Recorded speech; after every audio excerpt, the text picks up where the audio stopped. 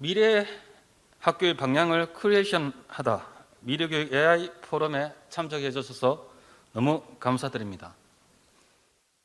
경상남도 교육청, 서울시 교육청, 서울대학교 사범대학이 주최하고 DX 교육 데이터 협회에서 주관하는 이번 포럼에 참석하신 분들에게 다시 한번 감사의 말씀을 드립니다. 교육의 디지털 전환에 따라 빅데이터와 인공지능의 교육적 활용에 대한 논의는 활발하게 진행되고 있습니다. 오늘 이 자리가 교육용 빅데이터 AI 플랫폼 활용에 대한 가치와 가능성을 살펴보는 소중한 시간이 되길 바랍니다.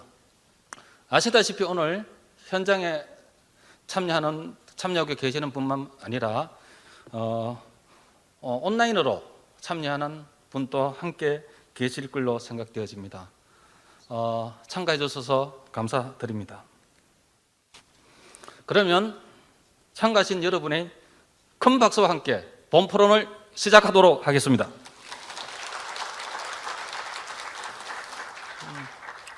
행사의 시작에 앞서 오늘 행사 순서에 대해서 간단하게 설명을 드리도록 하겠습니다. 국민의례와 내빈 소개, 1부에서는 학술 연구 발표와 전문가 학술 토론회를 개최를 하고, 물론 1부에서는 대부분 공공 정책 중심의 데이터, 교육 데이터 활용 방향 및 방안에 대해서 좀 이야기를 할 것 같습니다. 2부에서는 민간 에듀테크 기업의 교육 데이터 사이언스 체계를 기술적으로 활용하는 어떤 그런 내용이 좀 이야기 될 것 같습니다. 혹시 관심을 가지고 계신 선생님이나 전문직께서는 2부에 함께 하셔도 괜찮을 것 같은데, 단 이유는 좀 전문적이고 기술적인 부분이 이야기된다는 것을 이해해 주시면 고맙겠습니다. 먼저 오늘 참석하신 내빈들을 소개해 드리도록 하겠습니다. 저도 오늘 이 자리에 이렇게 두 분이 한국까지 오실 줄은 몰랐습니다. 처음에 저희들은 동영상으로 참여해 주셔도 상당히 좋을 걸로 생각했는데, 오늘 우리 그 자료에서도 살펴보시면 알겠지만 상당한 이력과 전공을 가지고 계십니다. 우리 미국의 샌프란시스코 주립대학교 백재희 교수님 참가하셨습니다. 힘찬 박수로 환영해 주시면 고맙겠습니다. 그리고 우리 이름 좀 힘듭니다만 링컨 대학의 이고로 교수님, 닥터 이고로 참여하셨습니다. 힘찬 박수로 보내주시면 고맙습니다. 제가 발음을 상당히 연습을 했는데 못한 점 양해를 부탁드립니다. 저희들 이 행사는 3개의 기관이 주최를 하고 있습니다. 우리 경상남도 교육청, 서울시 교육청, 서울대학교 사범대학이 개최를 하는데, 1회는 경상남도 교육청이 좀 주도를 하기로 했습니다. 그래서 우리 교육감님께서는 항상 손님을 먼저 소개하는 어떤 경향이 있어서 먼저 서울대학교 사범대학 강준호 학장님 오셨습니다. 힘찬 박수로 맞이해 주실 겁니다.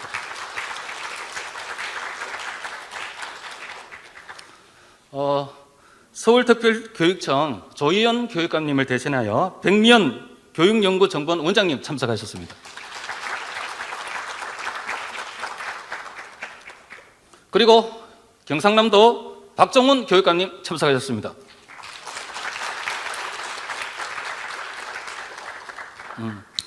다음으로 이 행사를 주관하고 있는 DX 교육데이터 협회 김두현 회장님 참석하셨습니다. 협회에서 물심양면으로 도와주셔서 감사합니다. 다음은 인사 말씀은 경상남도 교육청이 원래 좀 주관하는 행사 섬이라가 박정훈 교육감님께서 먼저 인사 말씀을 하시겠습니다. 반갑습니다. 경상남도 교육감입니다. 오늘 교육 데이터와 미래교육이라는 주제로 미래교육 AI 포럼이 열려서 주관 교육청의 교육감으로서 매우 뜻깊게 생각합니다. 오늘 이 자리에 함께 공동 주최자로 자리해 주신 강준화 서울대 사범대 학장님, 그리고 벌써 아이 톡톡 때문에 구면이 됐습니다.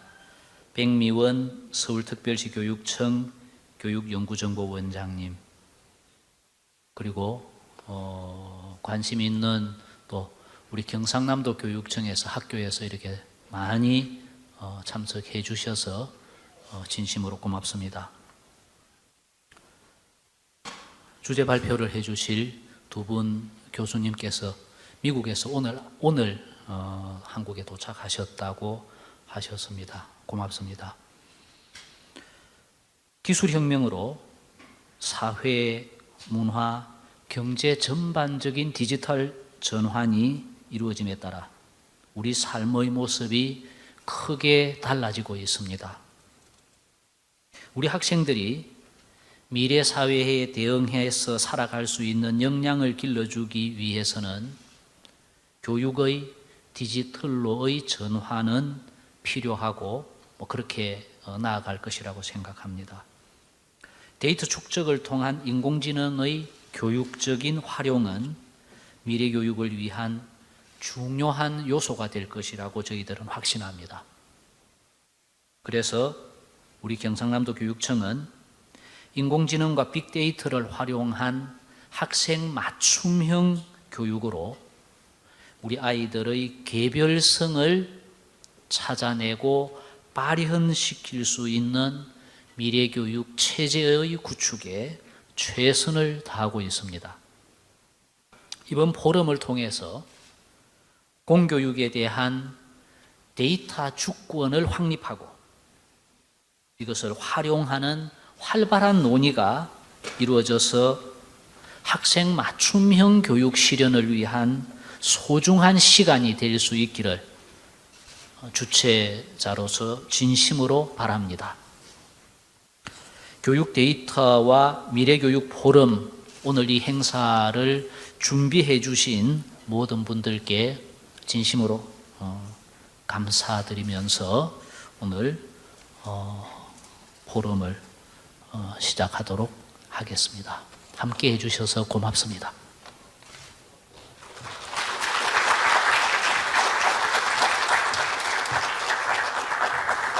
네, 소정한 말씀 감사드립니다. 다음으로 서울대학교 사범대학 강준호 학장님의 인사 말씀이 있겠습니다. 힘찬 박수로 맞이해 주십시오.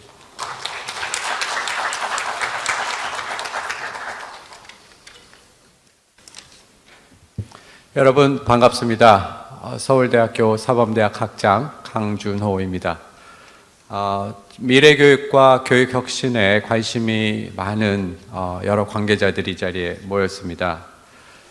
미래교육 AI 포럼은 저희 경남교육청, 서울시 교육청, 그리고 서울대학교 사범대학이 함께 머리를 맞대서 인공지능 시대 교육의 새로운 방향을 모색하기 위해 만든 뜻깊은 자리입니다. 우리 인류는 전례 없는 문명사적 전환기를 겪고 있습니다. 그에 따라 교육도 대전환기를 맞이하고 있지요.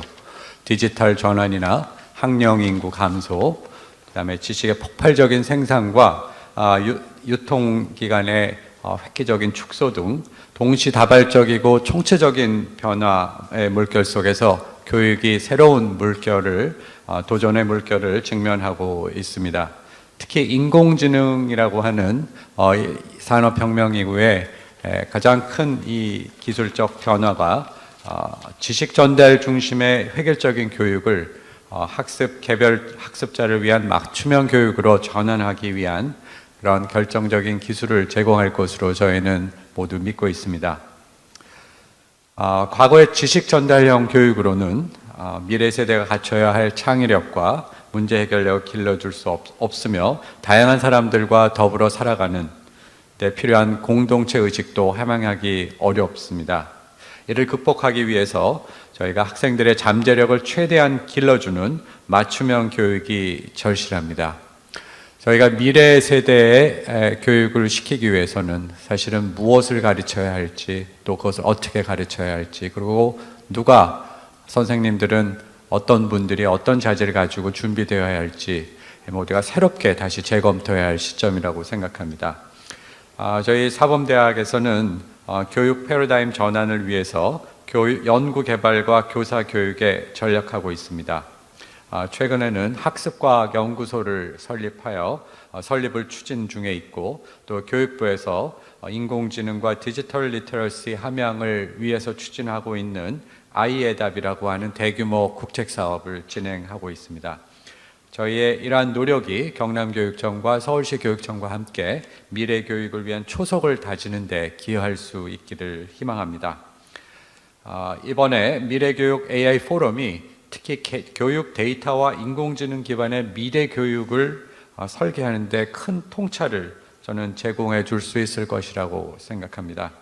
이번 포럼이 일회성 행사로 끝나지 않고 지속 가능한 협력 관계로 이루어질 수 있기를 기원하며 이 자리에 참석해 주신 모든 관계자 여러분께 다시 한번 감사의 말씀을 드립니다. 예, 소중한 인사 말씀 감사드립니다. 다음은 우리 조희연 교육감님 인사 말씀을 저희들이 들어가십니다. 영상으로 준비를 했습니다. 안녕하십니까. 서울특별시 교육감 조희연입니다. 먼저 교육 데이터를 어떻게 활용할 것인가에 대해 논의할 자리가 만들어진 것에 대해서 대단히 기쁘게 생각합니다. 아울러 자리를 함께 준비해 주신 박정훈 경남교육감님과 강준호 서울대 사범대학장님께도 깊은 감사의 말씀을 드립니다. 제가 오늘 이 포럼 장소에 있어야 합니다마는 불가피한 사정으로 현장에 있지 않음을 널리 양해해 주시기를 바랍니다. 미래사회에서 데이터의 활용은 공교육에 큰 변화를 이끌 것입니다. 전통적인 교육과정은 디지털 교육과정으로 전환되어 학습자의 역량을 발굴하고 학습자에게 성공적인 학습 경험을 제공해 줄 수 있는 맞춤형 학습이 강조되고 있습니다. 이러한 시대 변화에 맞춰서 우리 서울시 교육청은 원격 수업 지원 플랫폼인 뉴쌤을 인공지능 기반 맞춤형 교수 학습 플랫폼으로 전환하고자 뉴쌤 3.0 고도화 계획을 수립하고 추진하고 있습니다. 미래교육 환경 지원을 위한 블렌디드 통합 수업 지원 체계를 통한 질 높은 공교육의 실현, 교육과정에서 학생들의 학습 경험, 데이터 수집과 분석을 위한 인공지능 기반 교수학습 지원 서비스로의 고도화를 지금 모색하고 있습니다. 또한 인공지능 기반 맞춤형 교육 서비스 지원 방안 정책 연구와 학교 교육활동에 도움을 주는 아이디어 발굴 이벤트, 추후 진행 예정인 인공지능 기반 교수학습 플랫폼 ISMP를 통해서 현장의 의견도 수렴해서 정책에 적극 반영하고자 노력하고 있습니다. 이러한 과정을 통해서 서울교육의 데이터 파이프라인을 위한 통합 로그인 체계 구현, LTI 기반 서비스 연도, 학습 분석 지표를 정의하여 데이터 분석을 기반으로 개별 학습자 맞춤형 처방과 교원의 교수학습을 지원해 갈 것입니다. 서울시 교육청은 메타버스를 활용한 수학학습 플랫폼을 전국교육청 최초로 구축 운영하고 있습니다. 여기서 한 걸음 더 나아가 교육공간, 창작공간, 다양한 콘텐츠, 마이룸이 있는 서울형 메타버스 플랫폼을 구축하는 작업을 진행하고 있습니다. 메타버스 환경에서 발생하는 학습 경험 데이터를 수집 분석하여 학습자 처방을 해주는 새로운 모델을 공교육에서 제시하는 계기가 될 것으로 기대하고 있습니다. 서울교육청과 경남교육청은 올 초 업무협약과 실무 추진을 통해서 학생 중심 개별 맞춤형 교육 실현을 위해 인공지능 기반 한국형 교육 데이터셋 연구 개발에 첫걸음을 내디딘 바 있습니다. 앞으로 지속적인 협력을 통해 공동 연구의 결과를 보여드리도록 하겠습니다.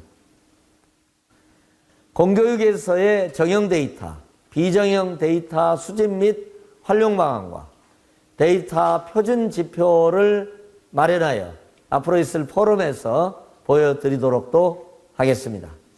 오늘 포럼에서 나온 다양한 피드백을 통해 기업 생태계 포용 방안과 공교육에서 인공지능 기반 교수학습 방안을 체계적으로 마련해 나갈 수 있을 것으로 기대하고 있습니다. 공교육에서의 이러한 시도는 한국 교육의 새로운 지평을 여는 기틀이 될 것이고, 나아가 세계적으로도 우리 교육의 우수성을 알리는 계기가 되지 않을까 생각하고 있습니다. 교육 데이터를 통한 인공지능 기반 맞춤형 학습 지원 시대를 향한 힘찬 여정이 시작되었습니다. 지금 우리는 4차 산업혁명 시대라 일컫는 급변하는 교육 환경에 놓여져 있습니다. 이러한 환경 속에서 한 명 한 명의 아이들이 주도적으로 살아갈 수 있도록 다양성이 꼽히는 공존의 교육, 다양성이 꼽히는 공존의 혁신 미래 교육을 만들기 위해 서울시 교육청이 선도적으로 한 발 앞서서 나아가겠다는 다짐의 말씀을 드립니다. 고맙습니다. 네, 감사합니다. 다음은 마지막으로 본 행사를 주최한 DX 교육데이터 협회 김대원 협회장님의 인사 말씀이 있겠습니다. 안녕하십니까. 네. 원래는 제가 마지막에 우리 협회 소개를 하려고 그랬는데, 그래도 처음 참석하셨을 때 좀 우리 협회가 어떤 일을 하는지를 말씀드리는 게 좋을 것 같다는 생각이 듭니다. 디지털 대전환을 통해 미래 교육을 준비하는 DX 교육협회 김두현입니다. 먼저 DX 교육협회 주관의 제1회 미래교육 포럼에 참가해 주신 여러분 감사드립니다. 특히 이 행사를 주최하시는 경상남도 교육청 박종훈 교육감님, 그리고 서울시 교육청 백임현 교육정보원장님, 서울대학교 사범대학 강준호 학장님 감사합니다. 그리고 기조발표자 또 미국에서 이렇게 참석하신 이고로 히멜파 박사님, 그리고 박재희 박사님 감사드립니다. 또 이따가 이제 토론자로 참석하시는 이밀철 교수님, 이만철 교수님 감사드립니다. 앞서서 이 4차 산업혁명과 또 미래 교육에 대해서 교육감님들의 좋은 말씀이 있으셨고요.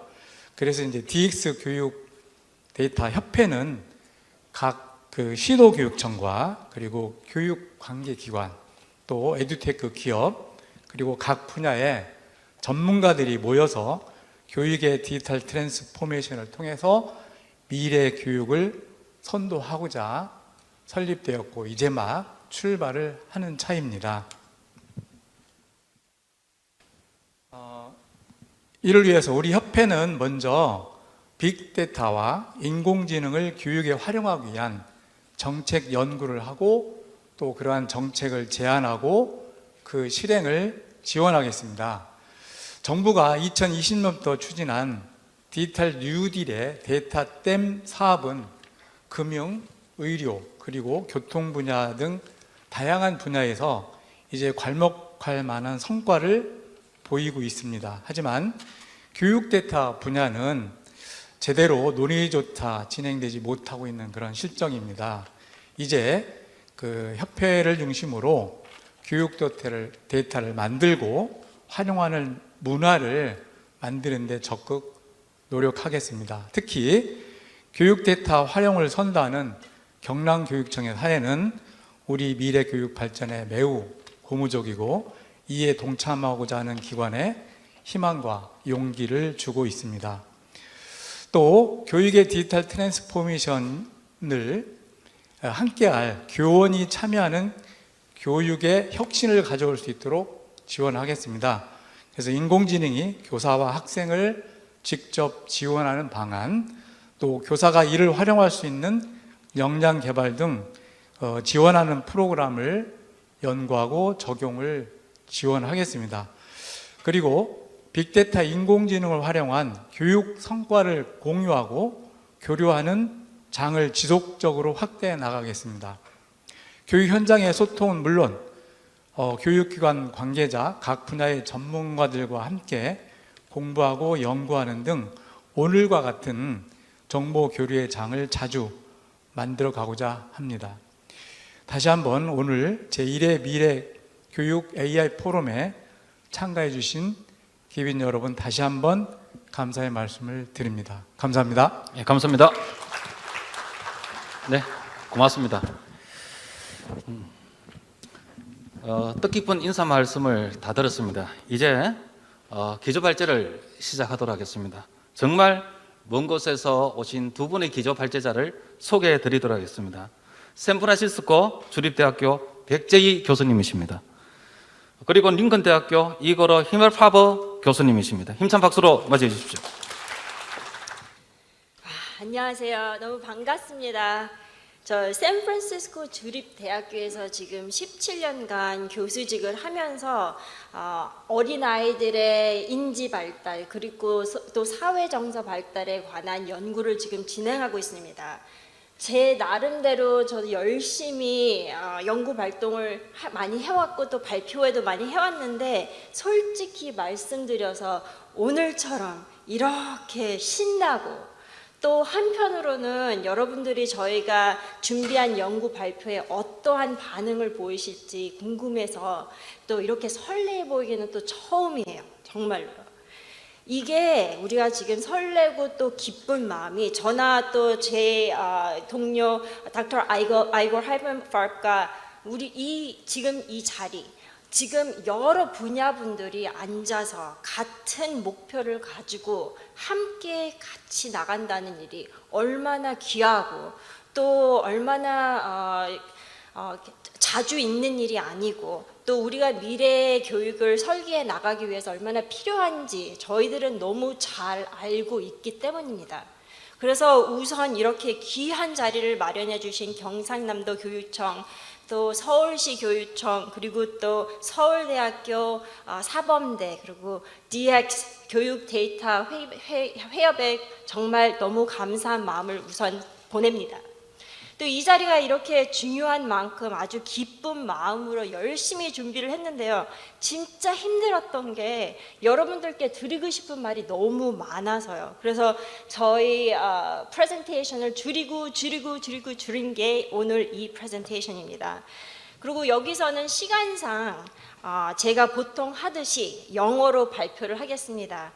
제 한국어가 솔직히 초등학교 2학년 수준일까요?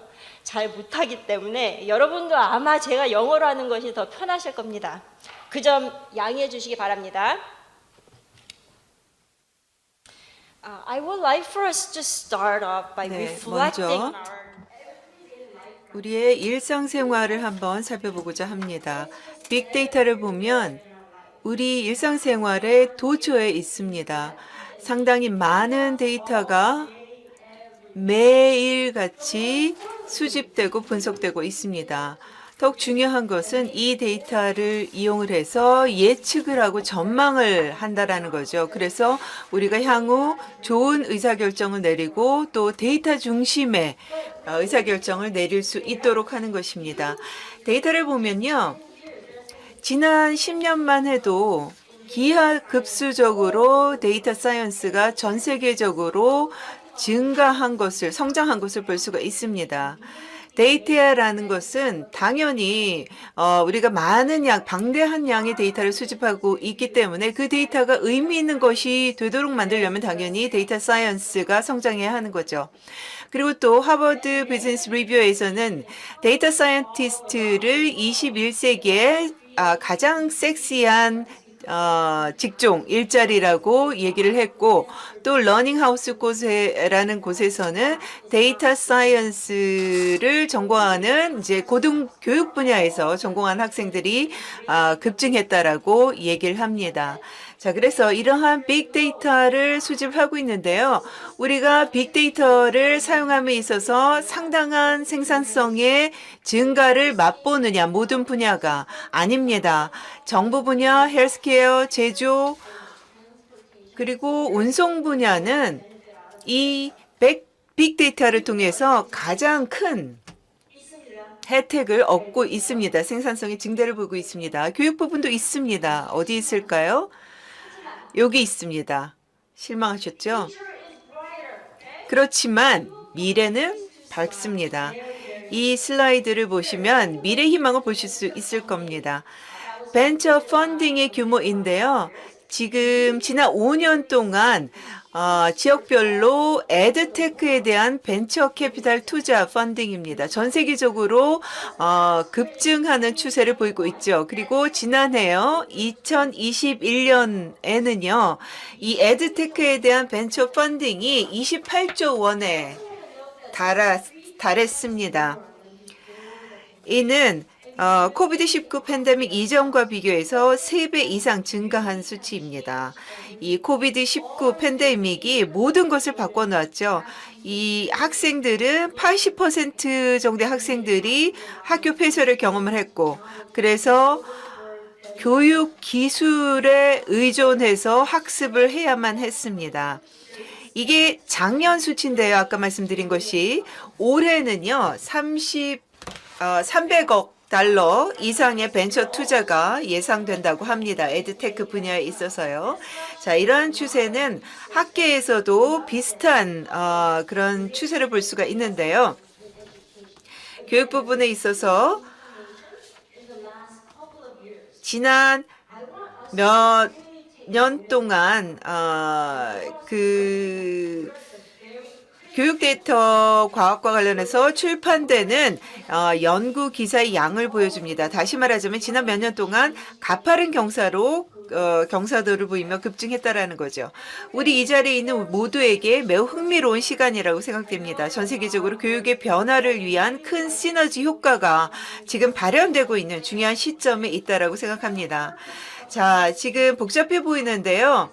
이 후반부에 제가 하이라이트를 해놨습니다. 보시면 이 학습 분석이라는 것은 학습과 학습이 일어나는 환경을 이해하고 최적화하기 위한 목적으로 라고 되어 있고, 그리고 또 교육 실험으로 이어질 수 있는 예측과 인과적 논증으로 라는 말이 교육 부분의 데이터 사이언스 부분에 제가 밑줄을 쳐놓은 것이고요.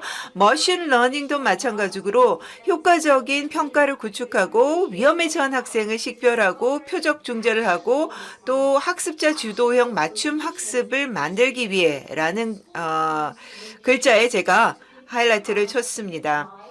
자, 아시다시피 교육에서 빅데이터란 빅데이터를 이해하기 위해 분석과 멋진 전산 모델을 사용하는 것만을 말하는 것이 아닙니다.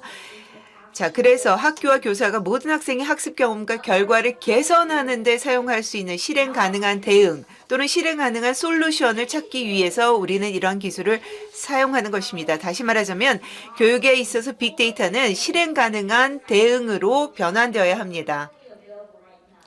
지금 현재 말씀드리면 제가 연구를 수행한 결과 얻은 핵심 결론은 다음과 같습니다. K-12 교육은 사용 가능한 데이터 과학 기술을 최대한 활용하지 못하고 있다는 것입니다. 그래서 실제로 Society for Learning Analytics Research라는 곳에서는 다음과 같은 내용을 발표했습니다. 에드테크 시스템은 현재 대량의 저품질 데이터를 생성하고 있으며 표면적인 수준의 통찰력을 제공을 함으로써 학생의 학습 개선을 위한 방법은 거의 제공하지 못하고 있다. 저는 이렇게 말하고 싶습니다. 아직까지는요, not yet. 우리는 그러한 목표를 달성할 수 있을 것입니다. 그리고 그 목표에 도달하려면 현재 교육에서 데이터 과학의 한계를 완전하게 충분히 이해해야 합니다. 자, 데이터 사이언스는 K-12 혁신과 교육에 있어서 필요한 기회가 저평가되어 있다라고 저는 말씀드리고 싶습니다.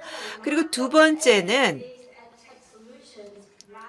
증거 기반 교육 기술 솔루션이 부족하고 투명성이 부족합니다. 지금 에드테크 시스템의 7%의 불과 7%만이 증거 기반 그리고 연구 기반이다라는 것이죠. 그리고 세 번째는 대부분의 연구들을 보면 포괄적인 학습 경험보다는 몇 가지 주요 영역들만 다룬다라는 것입니다. 미국에서는요, 특히나 수학, 읽기 그리고 과학 개념에 대해서만 연구가 집중되어 있습니다. 그래서 학생들의 포괄적인 학습 경험에 대한 포커스가 부족하다라는 것입니다. 네 번째는 이 기본적인 학습 프로세스를 포착하는 데 실패하고 있기 때문에 실패하고 있다라는 것입니다. 그래서 학생의 학습 행동보다는 학업 점수 결과에 초점을 맞추고 있다라는 거죠. 이것이 바로 교육에 있어서 데이터 사이언스의 한계라는 것입니다. 자, 그래서 우리는 앞으로 접근법을 바꿔야 합니다. 왜냐하면 우리가 확보할 수 있는 방대한 양의 데이터가 바로, 즉 풍부한 데이터가 우리가 학생들의 성과에 중점을 둘 때, 즉 그들의 성장과 발달을 설명할 수 있는 근본적인 학습 과정을 포착할 때에만 방대한 풍부한 정보를 확보할 수가 있다라는 거죠. 자, 그래서 빅데이터를 사용하면 얻을 수 있는 가장 큰 이점은 AI 기반 적응 평가라고 말씀드리고 싶은데요. 미국에서는 2000년 초부터 종이와 연필을 사용하는 시험에서 학교 시스템의 컴퓨터 적응 시험으로 바꿨습니다. 이는 교사에게 학생들이 알고 있는 것에 대한 명확한 그림을 제공하고, 더 중요하게는 기술 결핍의 위험이 있는, 즉 학생들을 식별해서 조기에 추가 지원을 제공할 수 있도록 하는 것입니다. 지금 보시면 학생들이 이러한 이제 평가를 진행을 할 때 아까 말씀드렸던 어떤 내장된 알고리즘을 이용해서 이전 테스트 항목에 대해서 그 개별 학생이 맞췄느냐 안 맞췄느냐에 따라서 그 다음 테스트 항목의 난이도가 조정이 되는 그러한 방식입니다. 이것이 바로 AI 기반의 적응형 평가라는 거죠. 그래서 학생들의 실제 기술 수준, 스킬 수준을 보다 더 정확하게 평가할 수 있는 그런 진정한 평가가 이루어질 수 있다라는 것입니다. 자, 이것은 이 중간 수준의 학생들에 맞춘 특정 수준의 기술 세트만 측정하도록 설계되어 있는, 즉 가장 많은 관심을 필요로 하는 상위 학생들, 하위 학생들을 모두 놓칠 수 있는 똑같은 시험, 일률적인 시험을 치르지 않도록 한다는 아주 상당한 장점이 있는 것입니다. 자, 지금 미국에서는요, 가장 많이 활용되고 있는 적응형 평가 중에 하나가 수학과 읽기에서 사용할 수 있는 스타 평가입니다. 36개 주의 학교 중에서 약 3분의 1이 현재 이 스타 평가를 사용하고 있습니다. 아주 적절하면서 엄격한 교정을 거친 대규모 테스트 뱅크를 보유하고 있고요.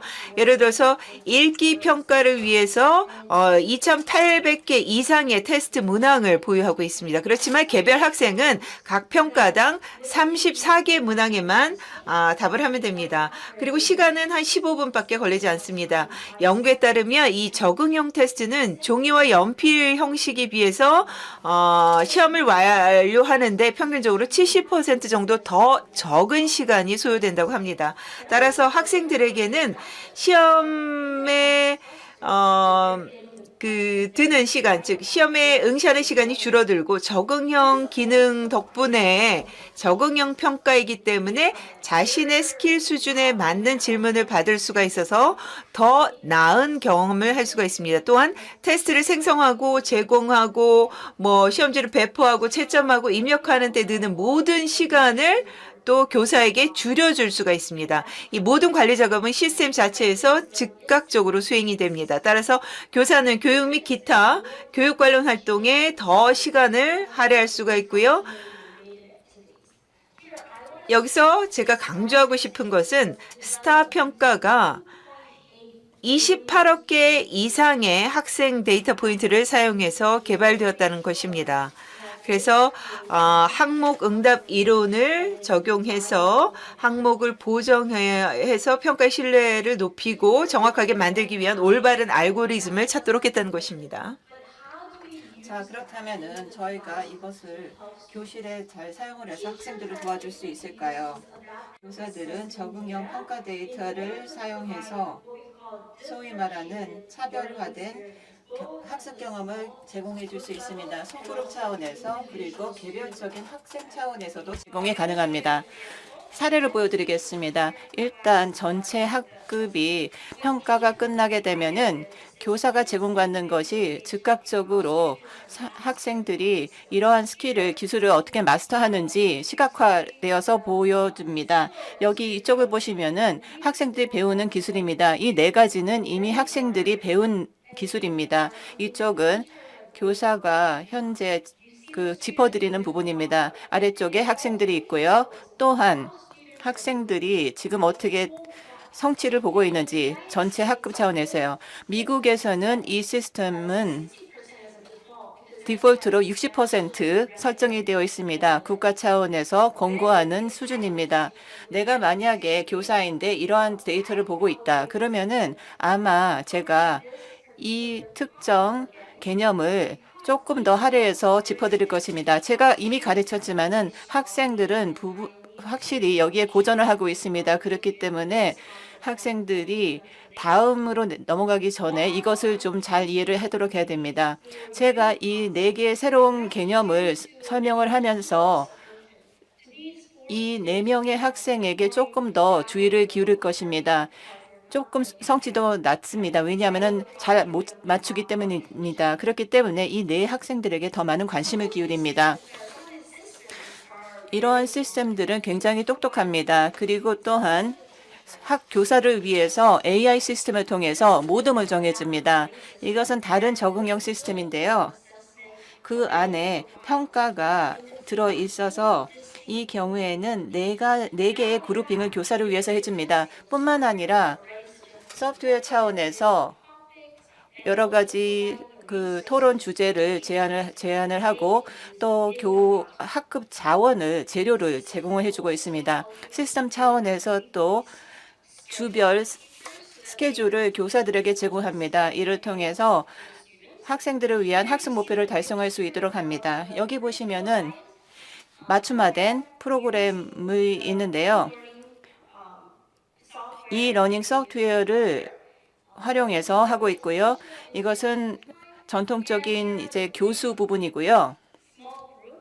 그리고 소그룹 차원에서 하는 부분, 그리고 교사가 매일매일 돌아다니면서 더 많은 표적화된, 맞춤화된 교육을 제공합니다. 그리고 또 교사는 이 데이터를 이용해서 더 맞춤화된 학습을 학습자들에게 제공할 수 있습니다. 여기 보시면은 개별 학생들이 어떻게 잘하는지 볼 수 있습니다. 쉽게 이해가 되고요. 이 리포트를 보시면은 학생들의 현재 성과 수준을 보여주는 것뿐이 아니라 전망되는 수준도 보여주고 있습니다. 이것은 굉장히 멋진데요. 왜냐하면은 학생들의 학습 패턴에 대해서 동전 데이터를 수집했기 때문입니다. 거의 100만 명의 학생 데이터를 기반으로 하고 있습니다. 이러한 예측 모델을 이용을 해서 교사는 달성 가능한 목표를 학생들을 위해서 설정할 수 있습니다. 이 경우에는 노란 별로 표시가 되어 있는데요. 2달 지나서 이제 가르쳐 보니까 교사 입장에서 볼 때 학생은 별로 학습이 안 된다. 개념을 이해를 못한다라는 것을 알게 됩니다. 하지만은 예측 모델 때문에 교사 입장에서는 이 학생이 당연히 이 목표를 달성할 수 있을 것이라고 생각을 해서 교사 입장에서 내가 잘못 가르치나라고 해서 새로운 교수를 하겠다. 그래서 새로운 개입 프로그램을 시작합니다. 그러면은 여기 보시면은 새로운 교수 방법을 통해서 이 학생이 목표를 달성하는 것뿐만이 아니라 그것을 초과해서 달성합니다. 그래서 이것은 AI 시스템을 이용을 해서 패턴을 이해를 하고 이것을 사용을 해서 학생의 시간에 따른 진전을, 경과도를, 성취도를 파악할 수 있습니다. 그리고 실시간 데이터가 어떻게 사용되어서 이를 통해서 즉각적인 피드백을 적절하게 학생들에게 제공되는 것을 볼 수 있습니다. 과학 실험 시스템인데요. 미국의 현재 중학교에서 많이 사용하는 것입니다. 이 시스템에서는 학생들이 과학 합리화의 4단계를 거칩니다. 컴퓨터 시뮬레이션을 이용하는데요. 모든 학생들의 행동은 실시간으로 로그인됩니다. 즉각적으로 점수가 나가고 학생들의 진전도나 성취도는 학 교사들이 대시보드를 통해서 모니터할 수 있습니다. 여기 보시면은 교사가 보는 것인데요. 교사가 보면서 만약에 개별 학생이 좀 고전한다라고 보면은 교사가 학생한테 다가간다거나 아니면은 개인 메시지를 보내서 적절하게 방향을 잡아줍니다. 이 경우에 여기 보시면 학생의 62%가 다 어려움을 겪고 있습니다. 그래서 이 시점에 교사가 할 수 있는 것은 모든 대시보드에 있는 모든 데이터를 보면서 어느 부분에서 학생이 문제를 일으키는지, 그래서 일단 시뮬레이션을 완전히 중단시키고 추가적인 교수를 전체 학급에게 제공을 한 다음에 그 다음에 나아가도록 합니다. 그렇게 되면은 이러한 즉각적인 피드백이 굉장히 중요합니다. 왜냐하면은 이러한 기회의 창을 읽고 개념을 잘못 잡게 되면은 그 다음부터는 다시 배우기가 굉장히 어렵기 때문이다. 그렇기 때문에 우리가 액션을 취할 수 있을 때 해야 됩니다. 그리고 실시간 데이터는 이 과정에서 교육에서 굉장히 중요한 역할을 합니다. 조금 더 나아가서 제가 굉장히 독특하다고 생각하던 에듀테크를 보여드리겠습니다. 액트 투 러닝인데요. 샌프란시스코에 있는 회사입니다. 현재 하이어 그라운드 에듀케이션에는 사립 기관하고 협력을 해서 맞춤화된 교육을 한 단계 올려줍니다. 한번 보시기 바랍니다. 안타깝게도 소리가 잘 안 나는데 지금 이 학교에서는 학생마다 아주 다른 방향의 학생마다 학습이 아주 많이 틀립니다. Differentiated learning을 가지고서 학생들이 공부하는 것이 완전히 틀리게끔, 그리고 그 학생들의 strength를 살리면서 또 weakness는 이제 또 부추겨주면서 그러한 프로그램이 있습니다. 그리고 또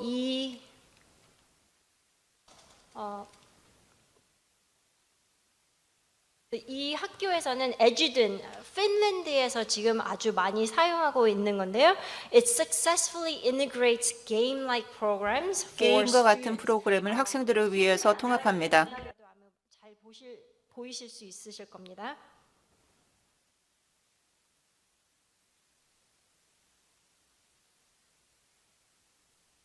여러 가지 게임을 인용을 해가지고 애들한테 이제 교육을 시키는, 그리고 스터디를 해봤을 때 8배로 애들이 더 수학을 많이 푼다고 결과가 나왔습니다. 그리고 핀란드에서 아주 유명합니다. 이거는 캐나다에서 지금 쓰는 프로듀지인데요. 한국에서 쓰이는지 모르겠는데 싱가포르, 또 캐나다, 미국 아주 많은 여러 나라에서 쓰는 프로그램인데요. 아주 게미피케이션을 잘 ing용을 해가지고 수학하고 literacy, reading에 관한 것을 많이 지금 참여하고 있는 건데, it's very much like my daughter plays this and it's 제 very 딸도 much fun 이것을 하는데요. game. 굉장히 Students visit 재밌다고 합니다. 학생들이 세계에 들어가서 미션을 완성을 하고 뭐 수학 문제를 푼다거나 뭐 읽기 문제를 잘 풀어서 이 몬스터하고 싸웁니다. 이쪽을 보시면은 여기가 몬스터고요. 이쪽이 학생들이 함께 플레이를 하고 있습니다. 그렇기 때문에 사회화가 있습니다. 함께 플레이를 해서 몬스터하고 싸웁니다. 굉장히 재밌습니다. 이런 학습들은 또 학생 참여를 활용을 해서 스스로 이러한 소셜 학습 환경에서 자기 표현을 하도록 합니다. 여기서 학생들은 자기들의 룩을 선택을 하고 캐릭터를 키웁니다. 그래서 수업 중에 학생들은 함께 협업을 합니다. 그래서 리더십에 대해서 배울 수 있고요. 또 팀워크도 할 수 있습니다. 함께 노력을 해서 몬스터와 싸우고 몬스터를 잡기도 합니다. 얘기하고 싶은 거는 아이톡톡 from 한국. 아이톡톡은 경상남도 교육청과 또 데이터 이름이 함께 개발한 프로그램인데요. 한국의 교육 과정과 연결이 아주 잘 되어 있고 또 디지털 교과서 그리고 저희가 아주 감명받은 교사님들이 직접 참여해서 열심히 만드신 수천 개의 교육 영상 너무 정말 감동했습니다.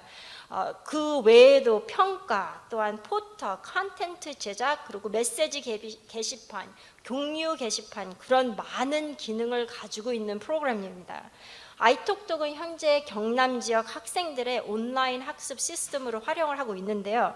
저와 함께하는 교수 연구진들이 이번 솔직히 9월 초에 처음으로 소개를 받았습니다. 그러니까 약 한 달 반 정도밖에 안 된 사이죠. 이 아이톡톡을 보고 저희 교수들이 전부 다 하던 일을 다 멈추고 이 아이톡톡 연구에 아주 매달렸고 또 이 발표를 준비를 했으니 얼마나 저희가 아이톡톡 기능에 놀라워했고 또 기뻐했고 또 미래의 교육으로 얼마나 희망을 갖고 있는지 여러분들이 잘 느끼시라 생각을 합니다. 오늘의 연구 발표는 아이톡톡 첫 연구의 첫 걸음이라 저는 생각을 해요. 저와 또 제 연구팀은 이번 발표도 발표지만 앞으로의 아이톡톡 연구 방향에 더 큰 기대 그리고 기쁨을 느끼면서 일을 하고 있습니다. 오늘 준비한 세 가지 연구 준비인데요. First, what type of student learning behaviors can 먼저 we observe from 아이톡톡? 아이톡톡에서 관찰할 수 있는 학생의 학습 행동은 무엇인가 하는 것입니다. 그래서 목표는 아이톡톡 사용자의 데이터와 연계된 학습 과학 및 이론을 기반으로 학생의 학습 행동을 식별하는 것입니다. 두 번째 질문은 학생의 학업 성공에 초점을 맞춘 것입니다. 학생의 수학 성적을 예측하는 요인은 무엇일까? 기계학습 모델이 수학 결핍 위험이 있고 또 개입이 필요한 학생을 안정적으로 식별할 수 있을까? 하는 질문이죠. 세 번째 질문은 제가 가장 좋아하는 질문인데요. 학생들의 사회적, 정서적 성공에 초점을 맞춘 것입니다. 학생들의 감성을 예측하는 요인은 무엇일까? 머신러닝 모델이 감정적인 도전과 개입이 필요한 위험에 처할 수 있는 학생을 안정적으로 식별할 수 있을까 하는 것입니다. 이런 연구는 아직까지 없고요. 학습에 관해서 이런 연구는 아직까지 진행된 연구는 없습니다. 우리가 처음으로 발표하는 것입니다. Educational Data Scientist Professor Igor Haimov-Farb께서 나오셔서 머신 러닝과 아이톡톡 연구의 과정을 설명해 주시겠습니다.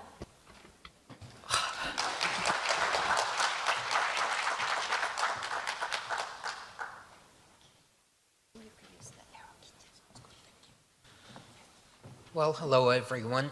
I am not 안녕하십니까? as fluent in Korean as Dr. 저는 Park, so 박 박사님과 비교해서 한국어가 유창하지 않기 때문에요. 저는 영어로 발표하겠습니다. 네, 코비드의 영향으로 기계학습이라든지 AI 사용이 증가했고요. 그다음에 교육에 있어서 또 빅데이터의 활용도 증가하고 있습니다. 코비드-19 이전에는 전통적인 교육학자들은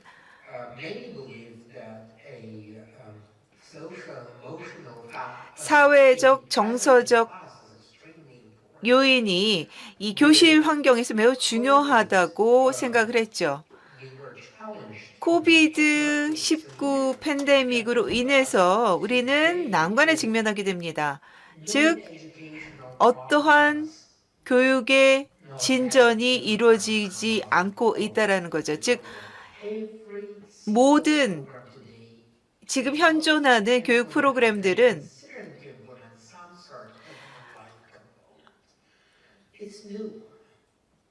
이러한 지금 말씀드린 AI라든지 혁신적인 솔루션이 부재하다라는 것입니다. 그런 것들이 우리는 필요합니다. 네, 고등 교육에서 특히나 교사들 같은 경우에 이 예비 교원들 같은 경우에 그리고 또 예를 들어서 전문가들 정형외과 카이로프랙티스트라든지 아니면 의료 부문의 인력은 다 사람들을 만지면서 사람들과 그 같이 만나서 뭔가를 해야 하는 것인데요. 이 코비드-19로 인해서 실제로 그런 실습을 할 수가 없었다라는 거죠. 사람들을 만날 수 없었던, 접촉이 없었던 시대 아닙니까? 자, 그래서 집에서 재택 학습을 하고 재택으로 시험을 보고 했어야 했단 말이죠. 우리는 완전히 다른 세계에 살고 있습니다. 그래서 저는 여러분께 몇 가지 백 교수님과 같이 이제 연구를 했던 분야에 대해서 말씀드리고자 합니다. 많은 교육회사들이 빅데이터에 기반을 한 기술 연구에 집중하고 있습니다. ETS는 예를 들어서 여기 나와 있는 ETS는요. 토플과 토익을 잘 알고 계시죠? 그런 것을 이제 진행하는 회사인데요. E-Rater라는 것을 개발했습니다. 이것은 하나의 이제 점수를 매기는 즉 에세이를 평가하는 메커니즘인데요. 머신러닝 기반의 메커니즘입니다. 현재 개발 중에 있고요. 그리고 제가 기억이 확실하다면 이러한 메커니즘은 이 광범위하게 활용이 되고 있고 조정이 거의 불필요할 만큼의 이제 숙련도를 갖고 있습니다. 그리고 또 프로메트릭도 마찬가지 있고요. 머신러닝 알고리즘을 이용한 것입니다. 링고도 마찬가지입니다. 그 언어 학습을 위한 그 플랫폼이죠. 그래서 학생 중심의 즉 학생의 언어 숙련도, 언어 스킬 수준에 걸맞는 그러한 교육을 진행을 한다라는 거죠. 그래서 이러한 다양한 이제 교육 부분에 있어서 특히나 고등교육 부분에 있어서 상당히 이런 많은 데이터들, 즉 빅데이터들이 활용되고 있다라는 거죠.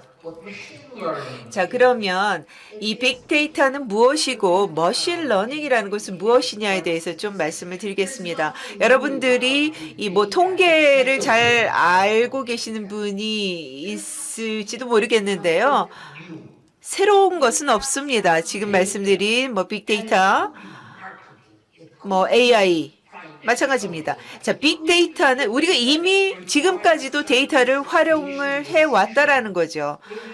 우리가 어떤 데이터들을 어떻게 분류하느냐, 그것을 어떻게 홍보해 왔느냐, 어떻게 분석해 왔느냐에 따라서 그 데이터의 활용도가 달라진다는 것뿐입니다. 그래서 X 벡터, Y 벡터, 즉 모든 신뢰할 수 있는 수학 함수가 필요하다는 것입니다. 그래서 필요한 예측 인자를 우리가 예측 인자라는 해를 얻기 위해서는 우리가 X, Y라는 그런 그 인자들이 필요하다라는 거죠. 그것을 신뢰할 수 있는 함수에 넣어야지만 우리가 올바른 해를 얻을 수가 있습니다. 마찬가지입니다. 데이터도 이미 존재한다라는 것이고요.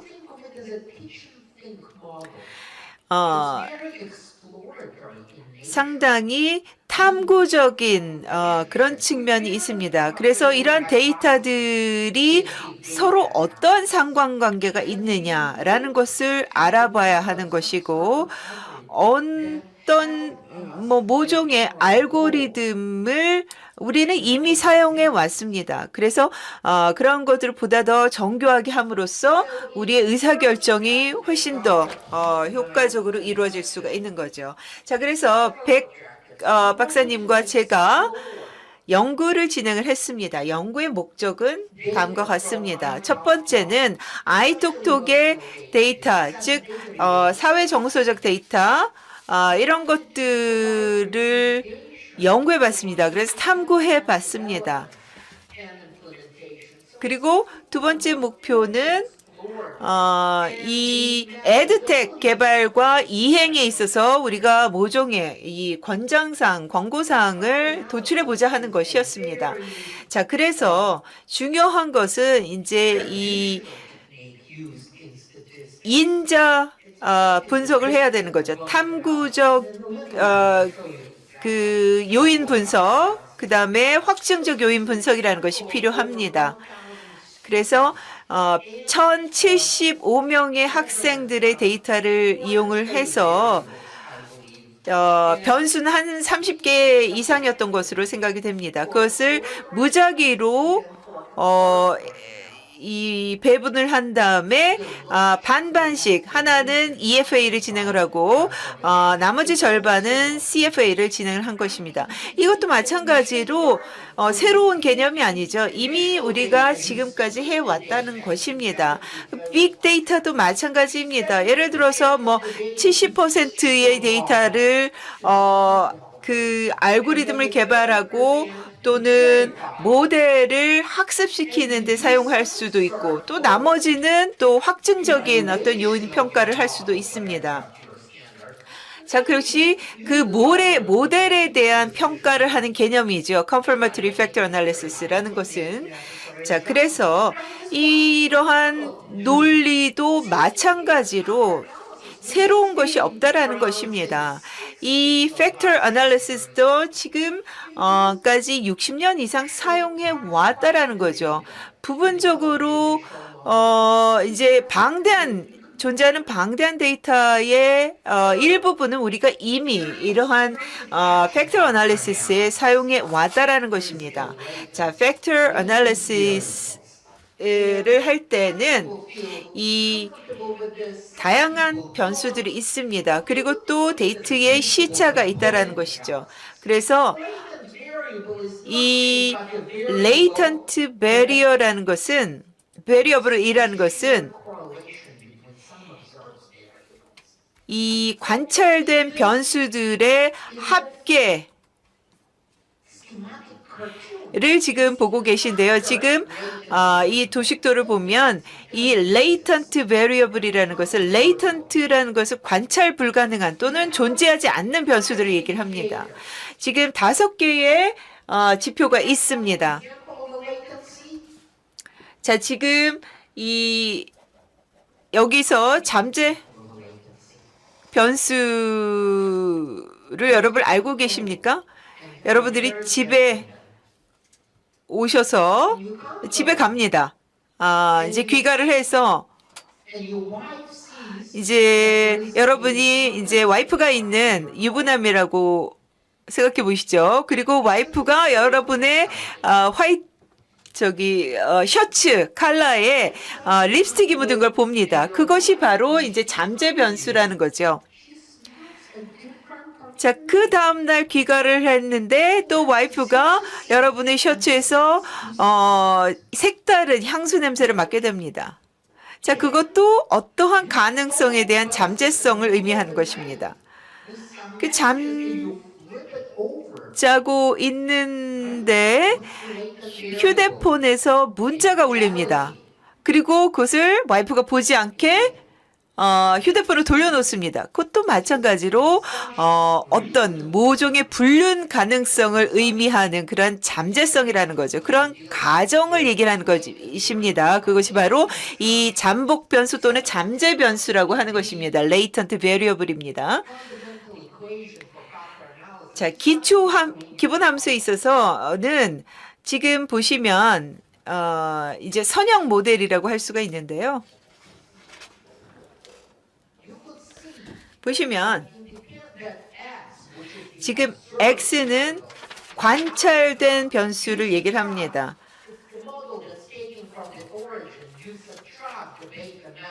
그리고 mu1 이제 일반 평균을 얘기하는 거죠. 그래서 x1에서 mu1을 차감을 합니다. 그리고 다양한 요인들이 인자들이 들어가게 되는 거죠. 바로 이러한 인자들이 다 변수인 것입니다.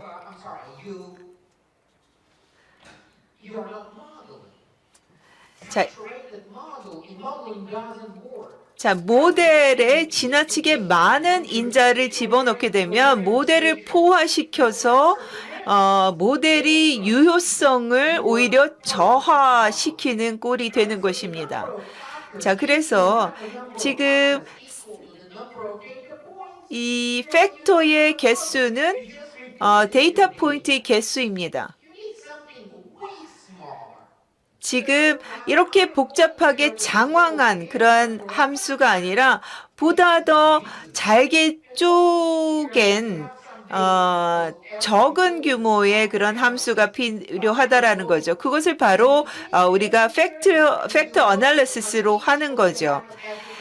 각각의 그 가상의 데이터 또는 가상의 인자 이런 것들을 지나치게 많이 넣게 되면 모델 자체가 작동하지 않습니다. 그리고 또 각각의 변수에 대해서도 교차적으로 입력을 하게 됩니다. 지금 별량과 또 코베리언스 같은 경우에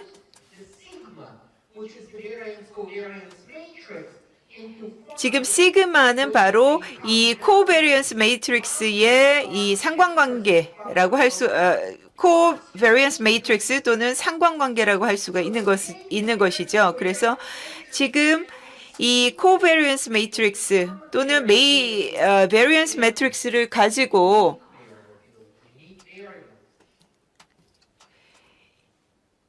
독특한 어떤 별량을 만들어내게 되는 것입니다. 즉 공분산과 이제 분산의 그러한 상관관계를 얘기를 하는 것입니다. 합을 얘기하는 것입니다. 지금 여기에 적용된 것은 세 개의 관찰된 변수들이죠. 세 개의 팩터들이 적용이 됐습니다. 지금 보시면 자, 레이저 포인트가 되나요?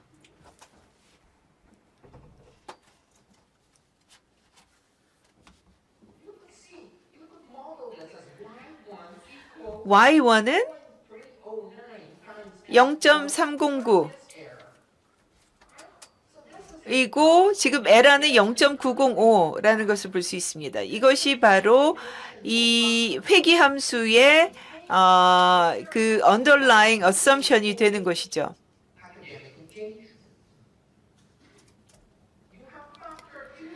그리고 두 번째 팩터 같은 경우에는 Y4는 지금 로딩 지금 이제 표준화된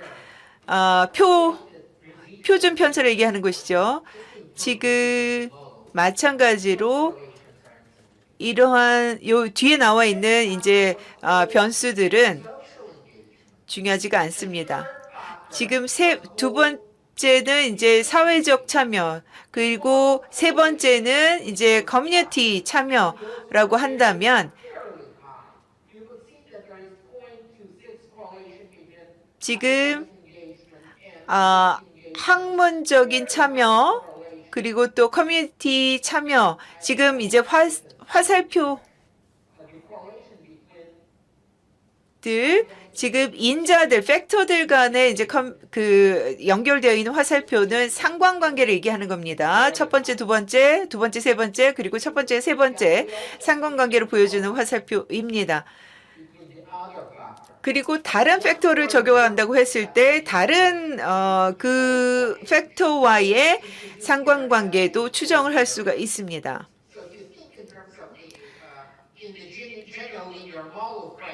일반적으로 선형적인 모델 프레임워크는 바로 이와 비슷한 프레임워크를 갖게 되는 거죠.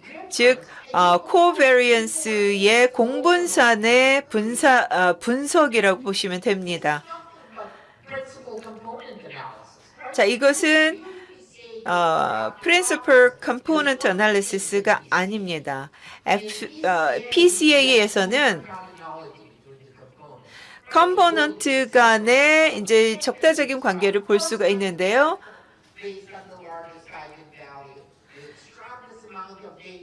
다양한 이 이전 지금 선형적인 관계가 아니라 이 PC에서 있어서는 그런 팩터들의 선형적인 상관관계를 볼 수 없다라는 거죠. 자, 그래서 제가 이제 이러한 것들을 학생들한테 가르칠 때 학생들에게 질문이 있느냐고 얘기를 합니다. 그럼 이제 잘 못 알아듣는다는 표정을 하죠. 자, 지금 통계적으로 중요한 것은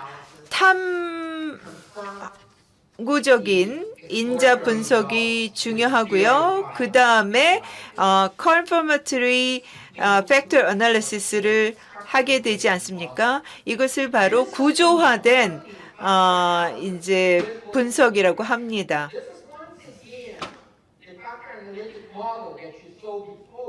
앞서 보셨던 것인데요. 지금 이제 인자가 세 개가 있습니다. 아카데믹 인게이지먼트, 사회적 참여, 그다음에 커뮤니티 참여 이 세 가지의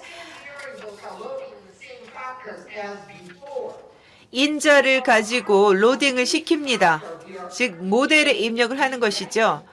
그리고 거기다가 regression path를 입력을 하게 됩니다. 이것을 바로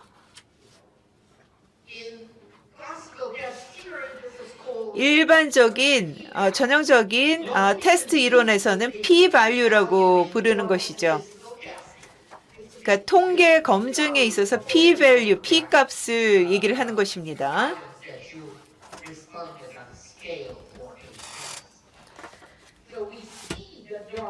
그래서 지금 보시면 정의 상관관계가 있습니다. 이제 통계적으로 의미가 있는 것이죠. 이것은 이제 표준화된 방법입니다. 예를 들어서 표준 회귀 가중치를 부여할 수가 있습니다. 지금 이 팩터 점수들을 다시 말해서 각각의 데이터는 학생들의 데이터를 얘기를 합니다. 그래서 각 학생의 점수를 저장하게 됩니다.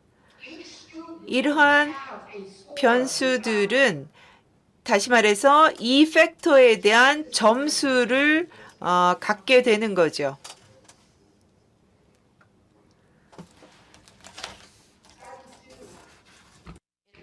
네, 두 번째 스터디입니다. 이 스터디에서는 학생들의 연령을 예측했습니다. 미신 러닝 모델을 통해서 연령을 예측했습니다. 새로운 것은 없습니다. 여기 보시다시피 로지스틱 리그레션 뿐입니다. 제너럴라이즈 리니어 모델입니다. 로지스틱 리그레션 밖에 없습니다. 여기서 가정은 연령은 바이너리이고 그래서 연령에 대한 대리로서 학년을 사용을 했습니다. 여기 보시면은 학생들이 분류할 때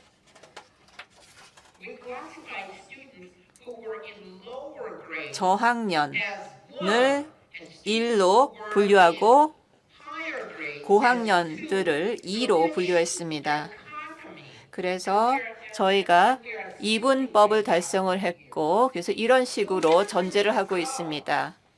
여기 결과가 나와 있는데요. 내가 너무 빨리 넘기나요? 예, 모델 보시면은 아실 것입니다. 바이너리 로지스틱 리그레션으로서 아웃컴을 프리딕트하고 연관시킨 것입니다. 그래서 단 여기서 미신러닝 알고리즘을 이용해서 모형을 개발했습니다.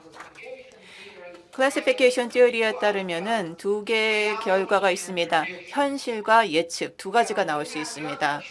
그래서 현실적으로 젊고 또 더 어리게 예측되고 또 현실적으로 고령이고 또 예측되는 것도 고령입니다. 그리고 타입 1, 2도 있습니다.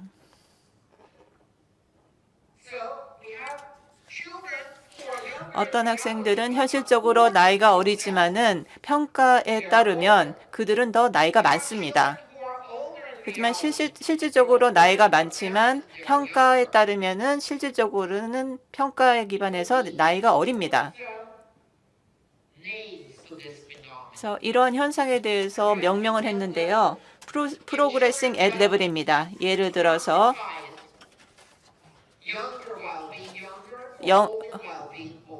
나이가 많은데 나이가 많은 것으로 예측됐고 또 나이가 어리고 나이가 어린 거, 나이가 많은데 나이가 어리게 나오는 것, 또 여기입니다. 그래서 나이가 많은데 어리게 나타난다. 그러면은 지원이 필요합니다. 그래서 여기 보시니까요. 생활 연령, 바로 현실과 또 참여 연령, 미신 러닝에 기반한 예측의 차이가 있는 부분이 있죠. 보시면 한국의 학생들은 똑똑합니다. 더 똑똑합니다. 맞죠? 예, 저희가 충분히 한국의 학생들한테 인정을 안 하는 것 같죠? 예, 세 번째 스터디는 의사결정 트리입니다.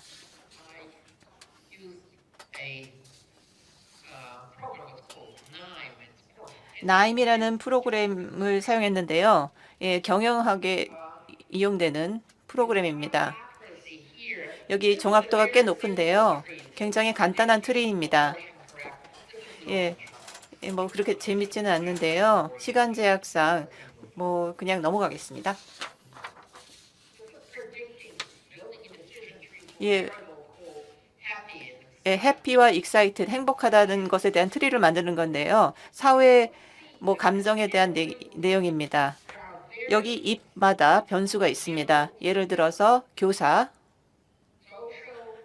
그래서 사회 참여 점수, 또 공동체 참여 점수, 학술 참여 점수 등등입니다. 여기 보시면은 통계적으로 저희가 이 분리가 나타내는 임계를 파악했습니다. 그래서 경로가 행복까지 올라가는 경로가 있습니다. 이러한 변수에 따라서 개입을, 인터벤션을 각각의 레벨에 도입을 할 수 있습니다. 교사나 사회적인 참여 점수, 그리고 학술적인 참여 점수 등등입니다. 이 모델의 정확도는 꽤 높습니다. 거의 90%입니다.